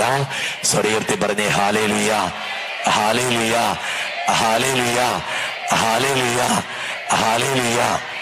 പ്രിയപ്പെട്ട രഞ്ജിത്ത് അച്ഛന് കുറെ ദിവസം മുമ്പ് എന്നെ വിളിച്ചപ്പോൾ ഞാൻ ഇന്നൊരു പള്ളി ധ്യാനിപ്പിച്ചുകൊണ്ടിരിക്കുക. കൊരട്ടിയടുത്ത് കാതിക്കോട് എന്ന് പറയുന്ന ഇടവക ധ്യാനിപ്പിച്ചുകൊണ്ടിരിക്കുന്ന 3-ാമത്തെ ദിവസം ധ്യാനം നടക്കുന്ന. ഞാൻ പറഞ്ഞ, അച്ഛാ ഇങ്ങനെ ധ്യാനത്തിലാണല്ലോ. എന്നാലും അച്ഛൻ പറഞ്ഞു, ഞാൻ ഉച്ചയ്ക്ക് ഞാൻ പറഞ്ഞു, നോക്കട്ടെ അച്ഛാ. യാത്ര ചെയ്ത് ഇവിടം വരെ എത്തിയതിന്റെ കാരണം രഞ്ജിത്തച്ഛനുമായിട്ടുള്ള സൗഹൃദത്തിന്റെ പേരില. പ്രിയപ്പെട്ടവർ, ഒരു കാര്യം നിങ്ങൾ അറിയണമേ, നമ്മുടെ ജീവിതത്തിൽ ഈ ജപമാല നിങ്ങൾ മാറ്റിവെക്കരുത്. ജപമാല കൈകളിൽ ഉണ്ടാകണം. പ്രിയപ്പെട്ടവരെ, നമ്മുടെ ജീവിതത്തിന്റെ ഏതൊരു വേദന നിറഞ്ഞ അനുഭവത്തിലൂടെ കടന്നു പോകുമ്പോഴും അമ്മ നമ്മളെ സഹായിക്കും. പ്രിയപ്പെട്ടവരെ, അച്ഛന് ആലുവയിൽ ഒരു ധ്യാന കേന്ദ്രം നടത്തുന്നുണ്ട്. ഒത്തിരി പേരൊന്നും വരാറില്ല. 50, 55, 60, 65 പേരേ ഉള്ളൂ. ഓരോ ധ്യാനം കഴിയുമ്പോഴും അച്ഛന് കടവ 30,000, 40,000, 50,000 ലക്ഷങ്ങൾ കടമുണ്ട് അച്ഛന്. പക്ഷെ അച്ഛൻ ഒരിക്കലും പതറത്തില്ല. കാരണം എൻ്റെ തമ്പുരാൻ എനിക്ക് വേണ്ടത് വേണ്ട സമയത്ത് തരുമെന്ന് എനിക്ക് ഉറപ്പുണ്ട്. Hallelujah, hallelujah, hallelujah. ലക്ഷങ്ങളുടെ കടബാധ്യത നിൽക്കുമ്പോഴും ഒറ്റ ചിന്തയുള്ളൂ, ഒരാത്മാവിനെയെങ്കിലും രക്ഷ സാധിച്ച അത് ജീവിതത്തിൽ വലിയ സാഫല്യവാ. 28 വർഷമായിട്ട് അച്ഛൻ ചെയ്യുന്ന ഏക ജോലിയാ വചന ശുശ്രൂഷ. വേറെ ജോലികളില്ലാൻ ചെല്ലാം. വിദേശത്ത് നിന്ന് അനേക രാജ്യങ്ങളിൽ നിന്ന് അച്ഛനെ വചന ശുശ്രൂഷയ്ക്ക് വിളിക്കുന്നുണ്ട്. പ്രിയപ്പെട്ടവരെ, അപ്പോഴൊക്കെ കർത്താവിനോട് ചോദിക്കുക, എന്നാ ചെയ്യണ്ടേ? പോകാറായിട്ടില്ല, പോകാറാവുമ്പോ പറയാം. ഇതുവരെ വിദേശത്തേക്ക് പോകാൻ എന്നെ കർത്താവ് അനുവദിച്ചിട്ടില്ല. പക്ഷെ എൻ്റെ ഒരു ആവശ്യത്തിലും എൻ്റെ കർത്താവ് എന്നെ തള്ളിക്കളഞ്ഞിട്ടില്ല. പ്രിയപ്പെട്ട ഒരു വ്യക്തി ദൈവവചനം കേട്ട് കടന്നു പോകുമ്പോൾ കണ്ണ് നിറയാറുണ്ട്. വേറൊന്നും കൊണ്ടല്ല, ജീവിതത്തിൽ കടബാധ്യതയുണ്ട്. പക്ഷെ ഈ ഒരു വ്യക്തിയുടെ രക്ഷ ആ കുടുംബത്തിന്റെ രക്ഷയായി മാറുകയാണ്. അതുകൊണ്ടാണ് നമ്മൾ പ്രിയപ്പെട്ടവർ ഇന്ന് ജപമാല ചൊല്ലി. നീ പല സ്ത്രീകളും എന്ന് പറയാച്ച ഭർത്താവ് ഭയങ്കര കുടിയനാച്ച, ഒരു രക്ഷയില്ലച്ച. ഞാൻ ചോദിക്കട്ടെ സഹോദരി, ഈ ഭർത്താവിന് വേണ്ടി മുട്ടുകുത്തി നിന്ന് കരഞ്ഞു പ്രാർത്ഥിച്ചതിന്റെ തഴമ്പ് നിന്റെ മുട്ടിലുണ്ടോ? ചിന്തിക്ക്, നിന്റെ മുട്ടിലുണ്ടോ? പ്രാർത്ഥിക്കണമെന്ന് അച്ഛനോട് പറയാൻ എളുപ്പ, മറ്റുള്ളവരുടെ രക്ഷ. നീ പ്രാർത്ഥിക്കുന്നുണ്ടോ? പ്രിയപ്പെട്ടവരെ, ചില രോഗപീഠ അലലട്ടുക. അപ്പോഴും പറയാച്ച ഭയങ്കര രോഗാച്ച, ക്യാൻസർ ആച്ച, ആ രോഗ. പ്രിയപ്പെട്ട മക്കളെ, കണ്ണുനീരോടെ അമ്മയുടെ കരങ്ങളിൽ മുറുകെ പിടിച്ചിട്ട് പ്രാർത്ഥിക്കാൻ നിനക്കാകുന്നുണ്ടോ? അമ്മ നമ്മളെ പുത്രന്റെ അടുത്ത് കൊണ്ട് നിർത്തിയിട്ട് പറയും, കൊടുക്ക് അവന്, കൊടുക്ക് അവക്കെന്ന്. സൗഖ്യം കിട്ടി. എത്ര അനുഭവം വേണേലും അച്ഛൻ പങ്കുവെക്കാൻ നിന്നുണ്ട്. എത്ര അനുഭവമാണ്. ശാസ്ത്രത്തിന്റെ എല്ലാ കണക്കൂട്ടുകളെയും തെറ്റിക്കുന്ന ദൈവത്തിന്റെ കൃപ അറിയണമോ? അമ്മയുടെ കരങ്ങളിൽ പിടിച്ചു നടന്നു, അമ്മ നയിച്ചോളും. Hallelujah, hallelujah, hallelujah, hallelujah. പ്രിയപ്പെട്ടവരെ, ഞങ്ങളുടെ വചന കൂടാരത്തില് രാവിലെ ജപമാല ചെല്ലാൻ വരുന്ന ഒരു ടീച്ചറുണ്ട്. സ്കൂളിൽ പഠിപ്പിക്കുന്ന ടീച്ചറാ. ടീച്ചറുടെ മകൾക്ക് MBBSന്റെ അഡ്മിഷൻ. പ്രിയപ്പെട്ടവരെ, ESI കോട്ടയിൽ കിട്ടുമെന്ന് പറഞ്ഞ് കൽക്കട്ടയിൽ നിന്ന് വിളി വന്നു. ഇവിടുന്ന് അവർ പാഞ്ഞ് കൽക്കട്ട ചെന്ന് പറഞ്ഞത് ബ്ലോക്കാന്ന്, കിട്ടിയല്ലെന്ന് പറഞ്ഞു. തിരിച്ചു വിടണം. വീണ്ടും വിളി വന്നു, ഇപ്പൊ ഒന്നാ കിട്ടും. അവിടെ ചെന്നു വെറുതെ ഫ്ലൈറ്റ് ടിക്കറ്റ് എടുത്ത് ലക്ഷങ്ങൾ ചെലവാക്കി. അങ്ങോട്ടും ഇങ്ങോട്ടും 3 പേര് തിരിച്ചും അങ്ങോട്ടും ഇങ്ങോട്ടും പോയി 2 പ്രാവശ്യം പോയി നമ്മൾ ലക്ഷങ്ങളായി. അപ്പോഴാ ടീച്ചർ ഒരു ദിവസം എന്നോട് വന്നിട്ട് പറഞ്ഞു, ഞാനിനി നാളെ തുടങ്ങി ജപമാലയെല്ലാം വരുന്നില്ല. ഞാൻ ചൈന പറ്റി എൻ്റെ മകൾക്ക് അഡ്മിഷൻ കിട്ടാത്തതുകൊണ്ടല്ല, എന്നെ പറഞ്ഞു പറ്റിച്ച്. അതുകൊണ്ട് ഞാൻ ഇനിയില്ല. ഞാൻ പറഞ്ഞു, മര്യാദയ്ക്ക് നാളെ തുടങ്ങി ജപമാല വന്നിരിക്കണമെന്ന് പറഞ്ഞു. മര്യാദയ്ക്ക് രാവിലെ 6 മണിക്ക് ജപമാല ഉണ്ടാകാൻ ചെല്ലാനായിട്ട് അൽത്താരയിൽ ഉണ്ടാകണമെന്ന് പറഞ്ഞു. പ്രിയപ്പെട്ടവരെ, ഒരു ദിവസം ഈ സംഭവം കഴിഞ്ഞ ഒരു ദിവസം മകള് പള്ളിയിൽ പോയി കുർബാനയും കഴിഞ്ഞ് വന്നിട്ട് വെറുതെ അവളുടെ ഇതൊന്ന് ഓൺ ചെയ്ത, സാധാരണ അങ്ങനെ ഓൺ ആകിയല്ല, അത് ഓണായി. അവളുടെ മാറ്റർ മുഴുവൻ അടിച്ചു കയറ്റി, അത് ബ്ലോക്കായി. പിന്നെ അത് ഓൺ ആകണില്ല. പ്രിയപ്പെട്ടവരെ, അടുത്ത ദിവസം ലിസ്റ്റ് വരുമ്പം ഈ കൊച്ചിന് ESI കോട്ടയില് കോയമ്പത്തൂർ ഹോസ്പിറ്റലില് അഡ്മിഷൻ കിട്ടി. ഹല്ലേലൂയ. MBBS പഠനത്തിന് ESI കോട്ടയിൽ കിട്ടിയാല് 1 വർഷം ചെലവാക്കേണ്ടത് 50,000 രൂപയാ.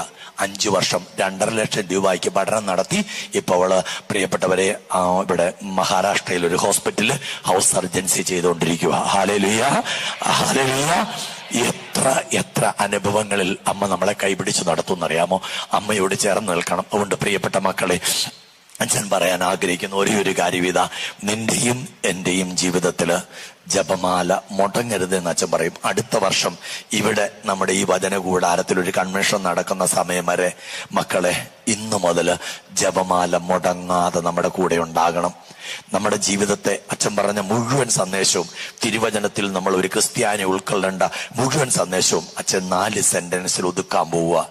1, നിന്റെ ജീവിതത്തിൽ കെട്ടിപ്പിടിച്ച് കരയാൻ ഒരു കുരിശും, കെട്ടിപ്പിടിച്ച് കരയാൻ ഒരു കുരിശും, ഹൃദയം കാട്ടി പ്രാർത്ഥിക്കാൻ ഒരു സക്രാരിയും, മടിയിൽ വെച്ച് വായിക്കാൻ ഒരു വിശുദ്ധ ഗ്രന്ഥവും, ജീവിതത്തിൽ പതറിപ്പോകാതെ മുന്നേറാൻ നിന്റെ കയ്യിൽ ഒരു ജപമാലയും ഉണ്ടാകട്ടെ.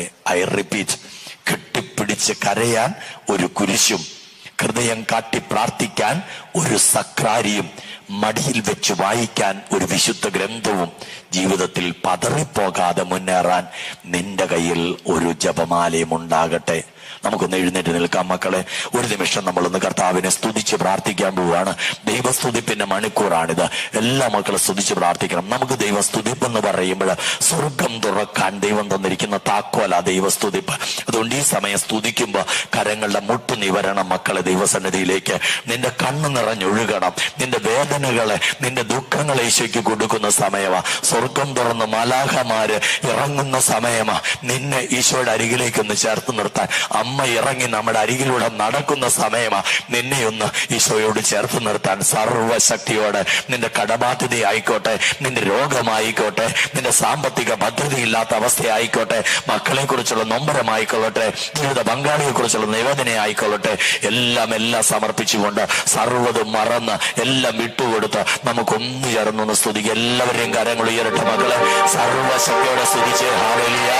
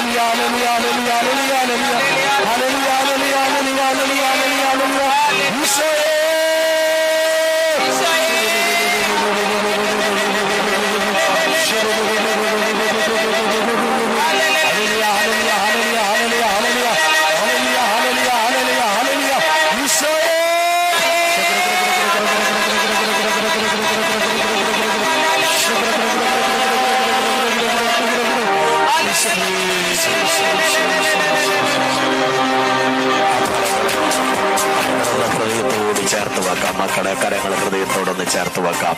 കരങ്ങൾ ഹൃദയത്തോട് ചേർത്ത് വെച്ച് കണ്ണുകൾ അടഞ്ഞു തന്നെ ഇരിക്കട്ടെ. ഈശോ സംസാരിക്കുന്ന സമയമായത്.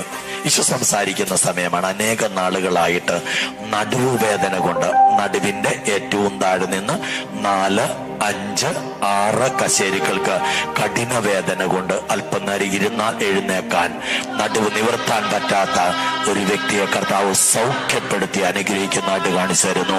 Hallelujah, hallelujah, hallelujah, hallelujah, hallelujah, hallelujah, hallelujah. 3 വർഷത്തിലേറെയായിട്ട് വീടിന്റെ പണി ആരംഭിച്ചിട്ടും അത് പൂർത്തീകരിക്കാൻ പറ്റാതെ വിഷമിച്ചു നിൽക്കുന്ന ഒരു കുടുംബത്തെ കർത്താവ് ഭവനം പണി പൂർത്തീകരിക്കാൻ കൃപ കൊടുത്ത് അനുഗ്രഹിക്കുന്നതായിട്ട് കാണിച്ചു തരുന്നു. Hallelujah, hallelujah, hallelujah, hallelujah, hallelujah, hallelujah, hallelujah, hallelujah, hallelujah, hallelujah. മൈഗ്രെയിൻ്റെതുപോലുള്ള കഠിനമായ തലവേദന മൂലം, മൈഗ്രെയിൻ്റെതുപോലെ കഠിനമായ തലവേദന മൂലം ഏറെ ആശുപത്രികൾ കയറി ഇറങ്ങിയിട്ടും സൗഖ്യം കിട്ടാത്ത ഒരു വ്യക്തിയെ കർത്താവ് ഈ സമയം സൗഖ്യം കൊടുത്ത് അനുഗ്രഹിക്കുന്നതായിട്ട് കാണിച്ചു തരുന്നു. Hallelujah, hallelujah, hallelujah, hallelujah, hallelujah, hallelujah, hallelujah, hallelujah, hallelujah.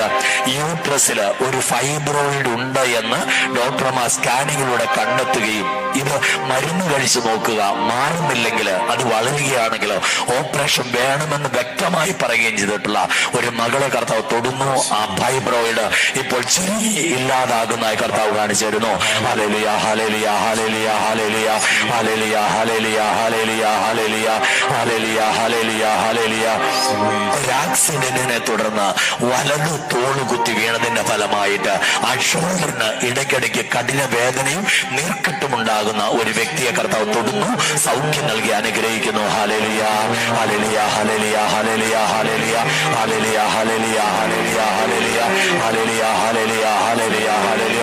പരിശുദ്ധ അമ്മയുടെ ശക്തമായ സാന്നിധ്യം ഇപ്പോൾ നമുക്ക് മുമ്പിൽ വെളിപ്പെടുത്തുകയാണ്. അമ്മയുടെ കയ്യിൽ നിന്ന് ഒരു നീല കളറിലുള്ള ജലം ഈ സമൂഹത്തിലേക്ക് ഒഴുകിയിറങ്ങുന്ന ദർശനം കർത്താവ് കാണിച്ചിരുന്നു. Hallelujah, hallelujah, hallelujah, hallelujah, hallelujah, hallelujah, hallelujah, hallelujah, hallelujah, hallelujah, hallelujah, hallelujah.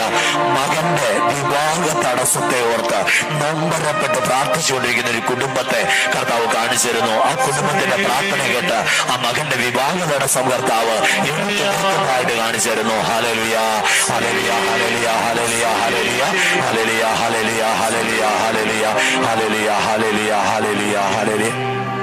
ഇത്രത്തോളം ജയം തന്ന ദൈവത്തിന് സ്തോത്രം. നമുക്കൊന്ന് ശക്തിയോടെ താളത്തിൽ കരങ്ങളടിച്ച് ഈ ഗാനത്തിന്റെ ഇരടികൾ പാടാം. പാടുമ്പോൾ കാലുകൾ ഇടത്തോട്ടും വലത്തോട്ടും ഒന്ന് മാറ്റി ചവിട്ടി ഇരുവശങ്ങളിലേക്ക് കരങ്ങൾ അടിച്ച് ശക്തിയോടെ ചേർന്ന് പാടാം. എല്ലാവരും എത്ര വൈകിലും നീ അണങ്ങി പാടിക്കും. ഈ സമയം സൗഖ്യം ഒഴുകുന്ന സമയം, ശക്തിയോടെ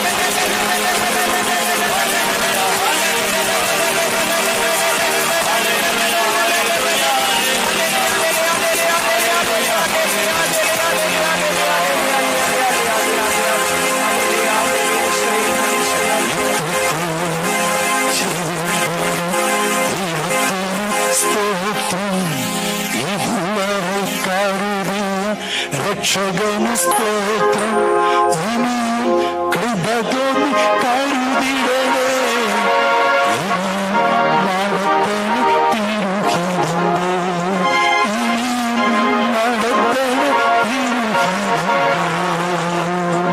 നന്മ നിറഞ്ഞ മറിയമേ സുസ്തി.